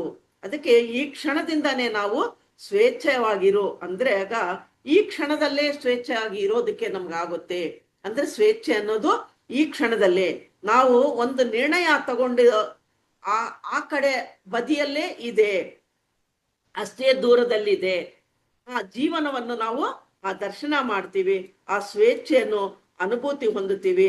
ಆ ಅನುಭವಗಳೆಲ್ಲವೂ ಕೂಡ ನಮ್ಗೆ ಬರ್ತಾ ಇರುತ್ತೆ. ಅಂದ್ರೆ ನಮ್ಮ ಜೀವನ ಅನ್ನೋದು ಪ್ರಸ್ತುತ ಕ್ಷಣಗಳ ಪರಂಪರವಾಗಿ ಬರ್ತಾ ಇರುತ್ತೆ. ಪ್ರತಿ ಕ್ಷಣವೂ ಕೂಡ ನಾವು ಇದನ್ನ ಅಭ್ಯಾಸ ಮಾಡ್ಕೊಂತ ಹೋಗ್ಬೇಕು. ಆಗ ಆ ಸ್ವೇಚ್ಛೆ ಅನ್ನೋದು ನಮ್ಗೆ ಕಣ್ಣೆದುರಿಗೆ ಕಾಣಿಸ್ತಾ ಇರುತ್ತೆ. ಅಪ್ಪ ಎಷ್ಟು ಫ್ರೀ ಆಗಿದೀವಪ್ಪ ಅಂತ. ಇದನ್ನ ಬುದ್ಧ ಭಗವಾನರು ಯಾವಾಗ್ಲೂ ಕೂಡ ಇದ್ರ ಬಗ್ಗೆನೆ, ಯಾವಾಗ್ಲೂ ಅರಿವಿನ ಬಗ್ಗೆನೆ ತಿಳಿಸ್ತಾ ಇರ್ತಾರೆ. ಅವರು 30 ವರ್ಷಗಳ ನಂತರ 45 ವರ್ಷಗಳಲ್ಲಿ ಯಾವತ್ತೂ ಕೂಡ ಅರಿವಿಲ್ಲದೇನೆ ಇರ್ಲಿಲ್ಲ ಒಂದು ಕ್ಷಣ ಕೂಡ. ಅಂದ್ರೆ ಹಾಗಿದ್ದಾರೆ, ಏನಿದೆ ಅಂತ ತೋರಿಸ್ಕೊಟ್ಟಿದ್ದಾರೆ. ಅಂದ್ರೆ ಇವತ್ಗೂ ಅಂದ್ರೆ 2500 ವರ್ಷಗಳ ಆದ್ರೂ ಕೂಡ ನಾವು ಇವತ್ಗೂನು ಆ ಶಕ್ತಿಯ ಬಗ್ಗೆ ನಾವು ಅರ್ಥ ಮಾಡ್ಕೊಂತ ಇದೀವಿ. ಅರಿವಿನ ಶಕ್ತಿ ಎಷ್ಟಿದೆ ಅಂತ ಗೊತ್ತಾಗ್ತಾ ಇದೆ. ಆ ಕಾಲದಲ್ಲಿ ಹಾಗೆ ಇತ್ತು, ಈ ಕಾಲದಲ್ಲಿ ಕೂಡ ಆ ಶಕ್ತಿ ಇದೆ. ಅದಕ್ಕೆ ಅವರ ಬೋಧನೆಗಳೆಲ್ಲವೂ ಕೂಡ, ಅವ್ರ ಟೀಚಿಂಗ್ಸ್ ಎಲ್ಲವೂ ಕೂಡ ನಾವು ಅರ್ಥ ಮಾಡ್ಕೊಂತ ಇದೀವಿ. ಆದ್ರೆ ನಾವು ಅದನ್ನ ಪಡ್ಕೊಳ್ಳೋದಕ್ಕೆ ತಯಾರಾಗಿದ್ದೀವಾ ಇಲ್ವಾ? ಎಂತೆಂತ ಒಳ್ಳೆ ಅವಕಾಶಗಳು ಸಿಕ್ಕಿದೆಯಲ್ಲ. ಅದಕ್ಕೆ ನಾವು ಸ್ವೇಚ್ಛೆ ಆಗಿದ್ದೀವಿ. ಆ ತತ್ವವನ್ನು ಅಂದ್ರೆ ನಮ್ಮ ಪ್ರಯಾಣ ಮಾಡ್ತಾ ಇದ್ದೀವಿ ಅಥವಾ ಗಮನಿಸ್ತಾ ಇರ್ಬೇಕು, ಅದನ್ನ ಆಚರಿಸ್ತಾ ಇರ್ಬೇಕು, ಆ ಆಚರಣೆಯನ್ನು ಅನುಭೂತಿ ಹೊಂದ್ತಾ ಇರ್ಬೇಕು. ಅದಕ್ಕೆ ಒಂದು ಸ್ವೇಚ್ಛಾಯುತ ಮಾನವನಾಗಿ ಪರಿವರ್ತನೆ ಆಗ್ತೀವಿ. ಆವಾಗ್ಲೇ ನಾವು ದೇವರಾಗ್ತೀವಿ. ನಾವು ದೇವರು ಈಗ ಅಂತ ಹೇಳಿದ್ರೆ ನಮ್ಗೆ ಹೇಳಕ್ಕೆ ಅಷ್ಟು ಧೈರ್ಯ ಕೂಡ ಇರ್ಬೇಕು. ನಾವು ದೇವರುಗಳು ಅಂತ ಹೇಳೋದಕ್ಕೂ ಕೂಡ ನಾವೇನಂತೀವಿ, ಇನ್ನು ಏನ್ ಹೇಳ್ತಾರೆ ಅಂದ್ರೆ, ಒಂದು ವಿಷಯ ನಡೆದಾಗ ಆನಂದ ಅನ್ನೋದು ಬರ್ತಾ ಇದೆ ಅಂದ್ರೆ ನನ್ಗೆ ಆನಂದ ಅನ್ನೋದು ಬೇಡ ಅಂತ ಹೇಳ್ತಾರಂತೆ ಅವರು. ಏಕೆ ಅಂದ್ರೆ ನಾವು ಒಂದು ಜಾಬ್ ಬಂದಾಗ ಅಬ್ಬಾ ಜಾಬ್ ಸಿಕ್ಕಿದೆ ಒಳ್ಳೇದು ಖುಷಿ ಪಡ್ತೀವಿ. ಅವಾಗ ನಮಗೆ ರಿಲೇಶನ್ಶಿಪ್ ಸರಿಯಾಗಿಲ್ದೇ ಇದ್ರೆ ಅದು ಇಲ್ದೇ ಇದ್ರೇನೆ ಚಂದಾಗಿರುತ್ತಪ್ಪ ಅನ್ಕೊಂತೀವಿ. ಜಾಸ್ತಿ ಹಣ ಬೇಕು ಅಂದಾಗ ನಮ್ಗೆ ಜಾಸ್ತಿ ಹಣ ಇದ್ರೆ ನಾವು ಆನಂದವಾಗಿರ್ತೀವಿ ಅಂತೀವಿ. ಇವೆಲ್ಲವೂ ಕೂಡ ನೀವಾಗೇ ಇದೆಯಾ ಅಂತ ಸ್ವೇಚ್ಛೆಯನ್ನು ನೀನು ಬೇಕು ಅಂತ ಅನ್ಕೊಂಡಾಗ ನೀನು ಸ್ವೇಚ್ಛೆಯಾಗಿ ಜೀವಿಸ್ತಾ ಇದೀಯಾ, ಆ ಸ್ವೇಚ್ಛೆಯನ್ನ ಜೀವನ ಅಂತ ಅಂತೀವಿ. ಅದೇ ನಿಜವಾದ ಸ್ವೇಚ್ಛೆ, ಅದೇ ಸತ್ಯ ಅಂತ ಹೇಳ್ತಾರೆ. ಅಂದ್ರೆ ಆನಂದವಾಗಿ ಇರೋದಕ್ಕೆ ಏನು ಮಾರ್ಗ ಇದೆ ಅಂದ್ರೆ ಯಾವ ಮಾರ್ಗ ಕೂಡ ಇಲ್ಲ. ನೀನು ಆನಂದವಾಗಿ ಇರೋದೇ ಮಾರ್ಗ, ಅದಕ್ಕೆ ಬೇರೆ ಮಾರ್ಗ ಯಾವುದು ಇಲ್ಲ. ನಮ್ಮ ಜೀವನದಲ್ಲಿ ಕೂಡ ಸ್ವೇಚ್ಛವಾಗಿ ಇರಬೇಕು ಅಂದ್ರೆ ಆ ಪ್ರವರ್ತನೆ ವರ್ತಿಸಬೇಕು ಅನ್ನೋದೇ ಮಾರ್ಗ. ಅಂದ್ರೆ ಕೆಲವು ನಿಮಿಷಗಳು, ಕೆಲವು ಗಂಟೆಗಳು ಈ ಸಾಧನೆ ಮಾಡ್ತಾ ಇರ್ತೀವಿ. ಆ ಶರೀರಕ್ಕೆ ಬಂದೇ ಆದಂಗೆ ಫೀಲ್ ಆಗ್ತಾ ಇರ್ತೀವಿ. ಆ ಸ್ವೇಚ್ಛವಾಗಿ ಅನುಭೂತಿ ಹೊಂದುತ್ತಾ ಇರ್ತೀವಿ. ಯಾರಾದ್ರೂ ಒಬ್ರು ಬಂದು ಏನಾದ್ರು ಒಂದು ಮಾತು ಹೇಳಿದ ತಕ್ಷಣ ಏನಾಗುತ್ತೆ, ಅದೇ ಇವರಿಂದಾನೇ ನನ್ಗೆ ಹಿಂಗಾಯ್ತು, ಅವರಿಂದಾನೇ ಹೀಗಾಯ್ತು ಅಂತ ನಾವು ಅನ್ಕೊಂತೀವಿ. ಆವಾಗ ಏನಾಗುತ್ತೆ, ಅವರಿಂದ ಹೀಗಾಗಿದೆ ಅನ್ನೋಕೆ ಬದಲಾಗಿ ಅವರ ನಮ್ಮ ಒಬ್ಬ ಸ್ನೇಹಿತರಾಗಿ ನೋಡಿದಾಗ ಹೇಗಿರುತ್ತೆ, ಎಷ್ಟು ಅನುಭೂತಿ ಹೊಂದುತ್ತೀವಿ, ಆ ಭಾವೋದ್ವೇಗಗಳಿಂದ ಹೊರಗೆ ಬರ್ತೀವ ಇಲ್ವಾ, ಎಷ್ಟು ಫ್ರೆಂಡ್ಶಿಪ್ ಆಗಿ ಮಾಡ್ಕೊಂತೀವಿ. ಇವಾಗ ನೀವುಗಳ್ಯಾರೋ ನಾನ್ಯಾರೋ ಎಷ್ಟು ಫ್ರೆಂಡ್ಲಿ ಆಗಿದ್ದೀವ ಇಲ್ವಾ, ಧ್ಯಾನಕ್ಕೆ ಬಂದ ಮೇಲೆ ಎಷ್ಟು ಜನ ಫ್ರೆಂಡ್ಸ್ ಆಗಿದ್ದಾರೆ. ಮತ್ತೆ ಅದರನ್ನ ನಾವು ಆಚರಣೆಯಲ್ಲಿ ಇಟ್ಕೋಬೇಕು. ಅದಕ್ಕೆ ಒಂದು ನಿರ್ಣಯವನ್ನು ನಾವು ಇವಾಗ್ಲೇ ತಗೋಬೇಕು. ನಾನು ಎಲ್ಲಿದ್ರು ಕೂಡ ಮುಕ್ತರಾಗೆ ಇದ್ದೀನಿ, ಮನೆಯಲ್ಲಿದ್ರು ಇದ್ದೀನಿ, ಹೊರಗಡೆ ಇದ್ರು ಇದ್ದೀನಿ, ಸಂಸಾರದಲ್ಲಿ ಇದ್ರು ಕೂಡ ಮುಕ್ತರಾಗೆ ಇದ್ದೀವಿ. ಕೆಲವು ಸಲ ಎಲ್ಲಾದ್ರೂ ಹೋದಾಗ ನಾವೇನ್ ಅನ್ಕೊಂತೀವಿ, ಅಯ್ಯಪ್ಪ ಅಲ್ಲಿ ಹೋಗಿದ್ದು ಸರಿನೇ ಇಲ್ಲಪ್ಪ ಅಂತ ಅನ್ಕೊಂತೀವಿ. ನಮ್ಮ ಭಾವನೆಗಳು, ನಮ್ಮ ಆಲೋಚನೆಗಳು ಅಲ್ಲಿ ಬದಲಾವಣೆ ಮಾಡ್ಕೊಂಡಾಗ ನಾವು ಕೂಡ ಮುಗ್ಧರಾಗೆ ಇರ್ತೀವಿ. ಇನ್ನು ಆವಾಗ ನಾವು ಗಮ್ಯಸ್ಥಾನಕ್ಕೆ ಸೇರ್ಕೊಂತೀವಿ, ಆನಂದವಾಗಿರ್ತೀವಿ, ಅದ್ಭುತವಾಗಿರೋ ಜೀವನವನ್ನು ಪಡ್ಕೊಂತೀವಿ, ಕೃತಜ್ಞತೆ ಭಾವನೆಯಿಂದ ಇರ್ತೀವಿ. ಇನ್ನು ಕರುಣೆಯಿಂದ ತುಂಬಿರ್ಬೇಕು ಅಂತ ಹೇಳ್ತಾರೆ. ಇದು ಒಂದು ಪುಸ್ತಕದಲ್ಲಿ ಅವರು ಬರ್ದಿರೋದು. ಬುದ್ಧ ಭಗವಾನರು ಒಂದು ಜನ್ಮದಲ್ಲಿ ಅವರು ಬುದ್ಧ ಭಗವಾನರಾಗಿ ಇರ್ತಾರೆ. ಆ ನರಕದಲ್ಲಿ ಇರ್ತಾರಂತೆ. ಆ ನರಕದಲ್ಲಿ ಯಮ ಭಟ್ರೆಲ್ಲ ಇರ್ತಾರೆ. ಅವರೆಲ್ಲರಿಗೂ ಕೂಡ ಹಿಂಸೆ ಕೊಡ್ತಾ ಇರ್ತಾರಂತೆ, ಶೂಲಗಳಿಂದ ಚುಚ್ತಾ ಇರ್ತಾರಂತೆ ಎಲ್ಲ ಬೇರೆಯವ್ರಿಗೆಲ್ಲರಿಗೂ ಕೂಡ. ಆ ಶರೀರದಿಂದ ರಕ್ತ ಅನ್ನೋದು ಸೋರ್ತಾ ಇರುತ್ತೆ. ಅಲ್ಲಿ ಅವರು ಯಾವಾಗ ಸತ್ತೋಗ್ತಾರೋ ಅನ್ನೋ ಬಾಧೆಯಲ್ಲಿ ಇರ್ತದೆ. ಅಲ್ಲಿ ಆ ಪ್ಲೇಸ್ ಅಲ್ಲಿ ಸಾಯೋದು ಅನ್ನೋದು ಏನು ಇರೋದಿಲ್ಲ. ಅದೆಲ್ಲವೂ ಕೂಡ ಇನ್ನೊಂದು ಶರೀರ ಅಲ್ವಾ ಇರೋದು ಆತ್ಮಸ್ಥಿತಿಯಲ್ಲಿ. ಆದ್ರೂ ಆ ನೋವು ಅನ್ನೋದು ಅಷ್ಟಾಗ್ತಾ ಇರುತ್ತೆ. ಯಾರಾದ್ರೂ ಯಾಕೆ ಅಂತ ಮಾತಾಡಿದಾಗ ಅವ್ರು ಏನ್ ಮಾಡ್ತಾರಂತೆ, ಇನ್ನೂ ಜೋರಾಗಿ ಚುಚ್ತಾರಂತೆ. ಅಲ್ಲಿ ಆ ನರಕದಿಂದ, ಆ ನರಕ ಕೂಪದಿಂದ ಹೊರಗೆ ಬರೋದಕ್ಕೆ ಅಲ್ಲಿ ಸ್ವೇಚ್ಛೆನೇ ಇರೋದಿಲ್ಲ. ಇದೆಲ್ಲವೂ ಕೂಡ ಈ ಕಂಡೀಷನ್ಸು ಇರೋವಾಗ ಇನ್ನೂ ಒಂದ್ಸತಿ ಆ ಅನುಭವಿಸಕ್ ಆಗ್ದೇನೆ ಆ ಪರಿಸ್ಥಿತಿ ಆಗಿರೋವಾಗ ತುಂಬಾ ನೋವಾಗ್ತಾ ಇದೆ ನಮ್ಗೆ ಹೇಳಿದ್ರೆ ಕೂಡ ಆ ನರಕ ಅನ್ನೋದು ಅವ್ರು ಇನ್ನೂ ಜಾಸ್ತಿ ಮಾಡ್ತಾರಂತೆ. ಅದಕ್ಕೆ ಆವಾಗ ಬುದ್ಧ ಭಗವಾನ್ ಏನ್ ಮಾಡ್ತಾರಂದ್ರೆ ಒಬ್ಬ ಸಾಕ್ಷಿಯಾಗಿ ನೋಡ್ತಾ ಇರ್ತಾರಂತೆ ಆ ಸಮಯದಲ್ಲಿ, ಅಂದ್ರೆ ಆ ಜನ್ಮದಲ್ಲಿ. ನೋಡ್ತಾ ಇರುವಾಗ ನೋಡಿ ಆಮೇಲೆ ಹೇಳ್ತಾರಂತೆ, ಏನು ನೀವು ಈ ತರ ಹಿಂಸೆ ಕೊಡ್ತಾ ಇದ್ದೀರಾ, ಇದು ಸರಿ ಇಲ್ಲ ಅಂತ ಗಟ್ಟಿಯಾಗಿ ಹೇಳ್ತಾರಂತೆ. ಹೇಳಿದ ತಕ್ಷಣ ಅಲ್ಲಿರೋರು ಸೂಲಗಳಿಂದ ಇವ್ರಿಗೂ ಕೂಡ ಚುಚ್ಚು ಬಿಡ್ತಾರೆ, ಅವರು ತೀರ್ಕೊಂತಾರೆ. ಅಂದ್ರೆ ಇನ್ನೊಂದು ಜನ್ಮ ಪಡ್ಕೊಂತಾರಂತೆ ಮತ್ತೆ. ಅಂದ್ರೆ ಆ ರೀತಿ ಇರುತ್ತೆ.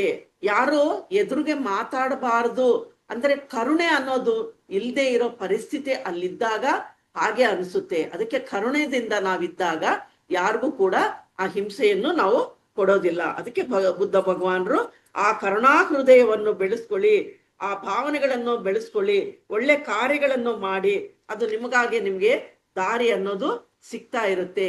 ಅದಕ್ಕೆ ವಿಯೆಟ್ನಾಮಲ್ಲಿ ಎಷ್ಟು ಯುದ್ಧ ನಡೀತಾ ಇದ್ರು, ಎಷ್ಟು ಅನ್ಯಾಯ ನಡೀತಾ ಇದ್ರು, ಆ ಪರಿಸ್ಥಿತಿಯಲ್ಲಿ ಕೂಡ ಕರುಣೆಯಿಂದ ಇರಿ, ಬೇರೆಯವ್ರನ್ನು ಕೂಡ ಸ್ನೇಹಿತರಾಗಿ ನೋಡಿ. ಯಾಕೆಂದ್ರೆ ಯುದ್ಧ ಮಾಡ್ತಾ ಇದ್ದಾರೆ, ಹೆಡ್ ಎಲ್ಲೋ ಕೂತಿದ್ದಾರೆ, ಆದ್ರೆ ಈ ಕಡೆಯವರು ಬಾಧೆ ಬೀಳ್ತಿದ್ದಾರೆ, ಆ ಕಡೆಯವರು ಬಾಧೆ ಬೀಳ್ತಿರ್ತಾರಲ್ಲ, ನೋವು ತಿಂತಿರ್ತಾರಲ್ಲ. ಅದಕ್ಕೆ ಕರುಣೆ ಅನ್ನೋದು ಇರಬೇಕು ಅಂತ ಅವರು ಹೇಳ್ತಾರೆ. ಅದಕ್ಕೆ ಆ ಒಂದು ನಿರ್ಣಯವನ್ನು ತಗೊಂಡು ಅಲ್ಲಿರೋ 50 ವರ್ಷ ಆದ್ಮೇಲೆ ಅವರು ಅವ್ರ ಊರಿಗೆ ವಾಪಸ್ ಬರ್ತಾರೆ. ಅಷ್ಟೊಳಗೆ ಯುದ್ಧ ಎಲ್ಲ ನಿಂತಿರುತ್ತೆ. ಅಲ್ಲಿ ಆ ಸ್ಥಿತಿಯಲ್ಲಿ ಒಬ್ಬ ಮಾನವನಾಗಿ ಎಲ್ಲಾರ್ಗೂ ಕೂಡ ಸಹಾಯ ಮಾಡ್ಬೇಕು ಅನ್ನೋದು ಅಲ್ಲಿರ್ತದೆ. ಅದಕ್ಕೂ ಒಂದು ಕಾರಣ ಆಗ್ಬೇಕು. ಅಂದ್ರೆ ಸ್ವಾಮಿ ವಿವೇಕಾನಂದ, ರಾಮಕೃಷ್ಣ ಪರಮಹಂಸ, ನೆಲ್ಸನ್ ಮಂಡೇಲಾ, ಮಹಾತ್ಮ ಗಾಂಧಿ ಇವರೆಲ್ಲ ಏನ್ ಮಾಡಿದ್ರು, ಅಧರ್ಮವನ್ನು ಬೆಳೀತಾ ಇರೋವಾಗ ಗಟ್ಟಿಯಾಗಿ ಮಾತಾಡ್ಬೇಕಾಗಿತ್ತು. ಒಂದು ಚಿಕ್ಕ ವಿಷಯ ಆಗ್ಲಿ ದೊಡ್ಡ ವಿಷಯ ಆಗ್ಲಿ ಅವರೆಲ್ಲ ಮಾಡಿದ್ದೇನು, ಧರ್ಮ ಸಂಸ್ಥಾಪನಕ್ಕೋಸ್ಕರ ಮಾತಾಡ್ಬೇಕಾಗಿತ್ತು. ಮಾತಾಡಿಲ್ಲ ಅಂದ್ರೆ ನಮ್ಗೆ ಇವತ್ತು ಈ ಫ್ರೀಡಮ್ ಅನ್ನೋದು ನಮ್ಗೆ ಇರ್ತಿರ್ಲಿಲ್ಲ. ಈಗ ಏನ್ ಫ್ರೀಡಮ್ ಇದೆಯೋ ಇಲ್ಲೋ ಗೊತ್ತಿಲ್ಲ, ರಾಜಕಾರಿಗಳು ಹಂಗೆ ಮಾಡ್ತಾ ಇದ್ದಾರೆ. ನಾವು ಸ್ವಾತಂತ್ರ್ಯ ಇದ್ದೀವಿ ಅಂತ ನಾವು ಅನ್ಕೊಂತೀವಿ, ಆದ್ರೆ ಧ್ಯಾನಕ್ಕೆ ಬಂದ ಮೇಲೆ ಆ ಸ್ವೇಚ್ಛೆ ಅನ್ನೋದು ಹೇಗಿದೆ ಅನ್ನೋದು ನಮ್ಗೆ ಅರ್ಥ ಆಗ್ತಾ ಬರ್ತಾ ಇದೆ. ಅದಕ್ಕೆ ಸ್ವೇಚ್ಛೆಯಿಂದ ಇರ್ಬೇಕು ಅಂದಾಗ ನಮಗೆ 5 ಸೋಪಾನಗಳು ಇರುತ್ತೆ. ಏನು, ಈ ಆಹಾರ ಅನ್ನೋದು ಎಲ್ಲಿಂದ ಬಂದಿದೆ ಅನ್ನೋದು 1, ಅರಿವಿನಿಂದ ತಿನ್ಬೇಕು 2, 3ನೇದು ಸರಿ ಇಲ್ಲದ ಆಲೋಚನೆಗಳು ಭಾವನೆಗಳನ್ನು ಗುರ್ತಿಸ್ತಾ ಇರಬೇಕು. ನಮಗೆ ಸರಿ ಎಷ್ಟು ಬೇಕೋ ಅಷ್ಟು ಆಹಾರವನ್ನು ಮಾತ್ರವೇ ತಗೋಬೇಕು. ಕೆಲವ್ರು ಏನ್ ಮಾಡ್ತಾರೆ, ಆಹಾರ ಎಲ್ಲಿ ಖಾಲಿ ಆಗ್ಬಿಡುತ್ತೋ ಏನೋ ಅಂತ ಬೇರೆಯವ್ರಿಗೂ ಬೇಕಾ ಬೇಡ ಅನ್ನೋದು ನೋಡ್ದೇನೆ ತಿಂದು ಬಿಡ್ತಾ ಇರ್ತಾರೆ. ಅದು ಕೂಡ ಒಂದು ರೀತಿ ಕಳ್ಳತನ ಅಂತ ಕೂಡ ಹೇಳ್ತಾರೆ. ಯಾಕೆಂದ್ರೆ ಬೇರೆಯವ್ರಿಗೆ ಇಲ್ಲದೆ ಪರವಾಗಿಲ್ಲ, ನಮ್ಮ ಸ್ವಾರ್ಥಕ್ಕೆ ಉಪಯೋಗಿಸ್ಕೊಂಡ್ವಲ್ಲ, ಆ ರೀತಿ ಕೂಡ ಮಾಡಬಾರ್ದು. ನಮ್ಗೆ ಎಷ್ಟು ಅವಶ್ಯಕತೆ ಇದೆಯೋ ಅಷ್ಟು ಮಾತ್ರನೇ ಆಹಾರ ತಗೋಬೇಕು. ಇನ್ನು ಫಂಕ್ಷನ್ಗಳಲ್ಲಿ ಹೋಗಿರ್ತೀವಿ, ಆ ಪ್ಲೇಟ್ಗಳಲ್ಲಿ ಎಷ್ಟು ವೆರೈಟಿ ಮಾಡಿರ್ತಾರೆ, ಎಲ್ಲಾ ತುಂಬಿಸ್ಕೊಂಡ್ ಬರ್ತಾರೆ. ಒಂದ್ ಹಂಗೆ ಮುಟ್ಟಿ ನೋಡ್ತಾರೆ, ಅರ್ಧ ತಿಂತಾರೆ, ಡಸ್ಟ್ಬಿನ್ಗೆ ಹಾಕ್ತಾ ಇರ್ತಾರೆ. ಆದ್ರೆ ಊಟ ಇಲ್ಲದೆ ಜನಗಳು ಎಷ್ಟು ಪರದಾಡ್ತಾ ಇದ್ದಾರೆ. ಆ ಆಹಾರ ಬರೋದಿಕ್ಕೆ ಎಷ್ಟು ಕಷ್ಟ, ಕೃಷಿ ಮಾಡಿದ್ರೆ ನಮ್ ಕೈಗೆ ಬರುತ್ತೆ ಅನ್ನೋದು ಗಮನಿಸ್ಬೇಕಾಗಿದೆ. ಅದರಿಂದ ಸರಿಯಾದ ಆಲೋಚನೆಗಳು, ಭಾವನೆಗಳು ನಮ್ಮಲ್ಲಿ ಹೇಗಿದೆ ಅನ್ನೋದು ಗುರುತಿಸಬೇಕು. ಆಮೇಲೆ ಸರಿಯಾದ ಪೋಷಕ ಇರೋ ಆಹಾರವನ್ನು ನಾವು ತಗೋಬೇಕು. ಇನ್ನು 5ನೇದು, ಯಾಕೆ ನಾವು ತಿಂತಾ ಇದ್ದೀವಿ, ನಮ್ಮ ಜೀವನದ ಗುರಿ ಏನು, ಇದು ತಿನ್ನೋದಕ್ಕೆ ಮಾನವರಿಗೆ ಏನ್ ಸಹಾಯ ಆಗುತ್ತೆ ಅನ್ನೋದು ಕೂಡ ಗಮನಿಸ್ತಾ ಇದನ್ನ ಮೈಂಡ್ಫುಲ್ ಈಟಿಂಗ್ ಅಂತ ಹೇಳ್ತಾರೆ. ಇದನ್ನ ಆ ಸ್ವೇಚ್ಛೆಯಿಂದ ನಾವು ಆಹಾರವನ್ನು ತಗೊಳ್ಳೋದನ್ನ ಗಮನಿಸ್ತಾ ಇದ್ದಾಗ ಇವೆಲ್ಲವೂ ಕೂಡ ಕೃತಜ್ಞತೆ ಭಾವನೆಯಿಂದ ನಮಗೆ ಇರೋದಕ್ಕೆ ಸಾಧ್ಯತೆ ಆಗುತ್ತೆ. ಅದೇ ರೀತಿ ಕೆಲವ್ರು ಏನ್ ಮಾಡ್ತಾರೆ, ಬೇಸರ ಇದ್ದಾಗ, ಕೋಪ ಇದ್ದಾಗ ಏನು ಮಾಡಕ್ ಆಗದೇನೆ ಫ್ರಿಡ್ಜ್ ಓಪನ್ ಮಾಡ್ಬಿಟ್ಟು ನೀರು ಕುಡಿದು ಬಿಡೋದು, ಇಲ್ಲ ಡೋರ್ ತೆಗೆದು ಬಿಟ್ಟು ಅಲ್ಲಿ ಇದೆಯಾ ಇಲ್ಲಿದೆಯಾ ಅಂತ ತಿನ್ನೋದನ್ನ ಮಾಡ್ತಾರೆ. ಹೊರತು ಯಾಕೆ ನನ್ಗೆ ಈ ತರ ಆಗ್ತಾ ಇದೆ ಅನ್ನೋದು ಗಮನಿಸಿದಾಗ ಅವರು ಕೂಡ ಚೆನ್ನಾಗಿರೋದಕ್ಕಾಗುತ್ತೆ. ಯಾಕೆಂದ್ರೆ ಈ ವಿಷಯಗಳೆಲ್ಲ ಗೊತ್ತಿರಲ್ವಲ್ಲ, ಅದರಿಂದ ಏನ್ ಮಾಡ್ತಾರೆ, ಆ ಟೈಮ್ ಪಾಸ್ ಆಗ್ಬಿಡುತ್ತೆ. ಮತ್ತೆ ಬೆಳಗ್ಗೆ ಆಯ್ತು ಟೈಮ್, ಅವ್ರವ್ರ ಕೆಲ್ಸಗಳ ಮೇಲೆ ಓಡೋಡಿ ಹೋಗ್ತಾ ಇರ್ತಾರೆ. ಅದಕ್ಕೆ ನಾವೆಲ್ಲಿದ್ರೂ ಕೂಡ ಮುಕ್ತರಾಗಿರೋದಕ್ಕೆ ಅದ್ಭುತವಾದಂತಹ ಜ್ಞಾನವನ್ನು ನೀಡಿದ್ದಾರೆ ನಮ್ಗೆ ಟೀಚ್ ನಾಟ್ ಮಾಂಕ್ನವರು. ಅದರಿಂದ ಇದೆಲ್ಲವೂ ಕೂಡ ಮತ್ತೆ ಮತ್ತೆ ನಾವು ಮೆಲುಕಾಕಂತ ಇರುವಾಗ, ನಮ್ಮ ಆಲೋಚನೆಗಳು ಭಾವನೆಗಳು ಗಮನಿಸ್ತಾ ಇರುವಾಗ, ಅರಿವು ಅನ್ನೋದು ಇಟ್ಕೊಂಡಾಗ ಮಾತ್ರನೇ ಇದು ನಾವು ಕೂಡ ಆನಂದವಾಗಿ ಜೀವಿಸೋದಕ್ಕೆ ಸಾಧ್ಯತೆ ಆಗುತ್ತೆ. ಮುಕ್ತರಾಗಿದ್ದೀವಿ, ಎಲ್ಲಿದ್ರು ಕೂಡ ಮುಕ್ತರಾಗೇ ಇರ್ತೀವಿ ಅನ್ನೋದನ್ನ ಈ ವಿಷಯವನ್ನು ತಿಳ್ಕೊಂಡಿದೀವಿ ಇವತ್ತು. ಇದು ಮಹಾವತಾರ್ ಫೌಂಡೇಶನ್ ಅವರು ಈ ವೇದಿಕೆ ಮಾಡಿಕೊಟ್ಟಿರೋದಕ್ಕೆ ಅವ್ರಿಗೂ ಕೂಡ ಧನ್ಯವಾದಗಳನ್ನು ತಿಳಿಸ್ತಾ ಇದ್ದೀನಿ. ಈ ಜ್ಞಾನವನ್ನು ತಿಳಿಸ್ಕೊಟ್ಟ ಬ್ರಹ್ಮರ್ಷಿ ಪಿತಾಮಹ ಪತ್ರಿಜಿ ಗುರುಗಳಿಗೆ ಮತ್ತು ನನ್ಗೆ ಈ ಜ್ಞಾನ ತಿಳಿಸ್ಕೊಟ್ಟಿರೋ ಟೀಚ್ ನಾಟ್ ಮಾಂಕ್ನವ್ರಿಗೂ ಎಲ್ಲರಿಗೂ ಕೂಡ, ಇಲ್ಲಿ ಕೇಳಿಸ್ಕೊಂತ ಇರೋವರ್ಗೂ ತಿಳ್ಕೊಂತ ಇರೋರ್ಗೆ ಎಲ್ಲರಿಗೂ ಕೂಡ ಹೃತ್ಪೂರ್ವಕವಾಗಿ ಧನ್ಯವಾದಗಳನ್ನು ತಿಳಿಸುತ್ತಾ ಇವತ್ತಿನ ಸೆಕ್ಷನ್ ಕಂಪ್ಲೀಟ್ ಮಾಡ್ತಾ ಇದ್ವಿ. Thank you.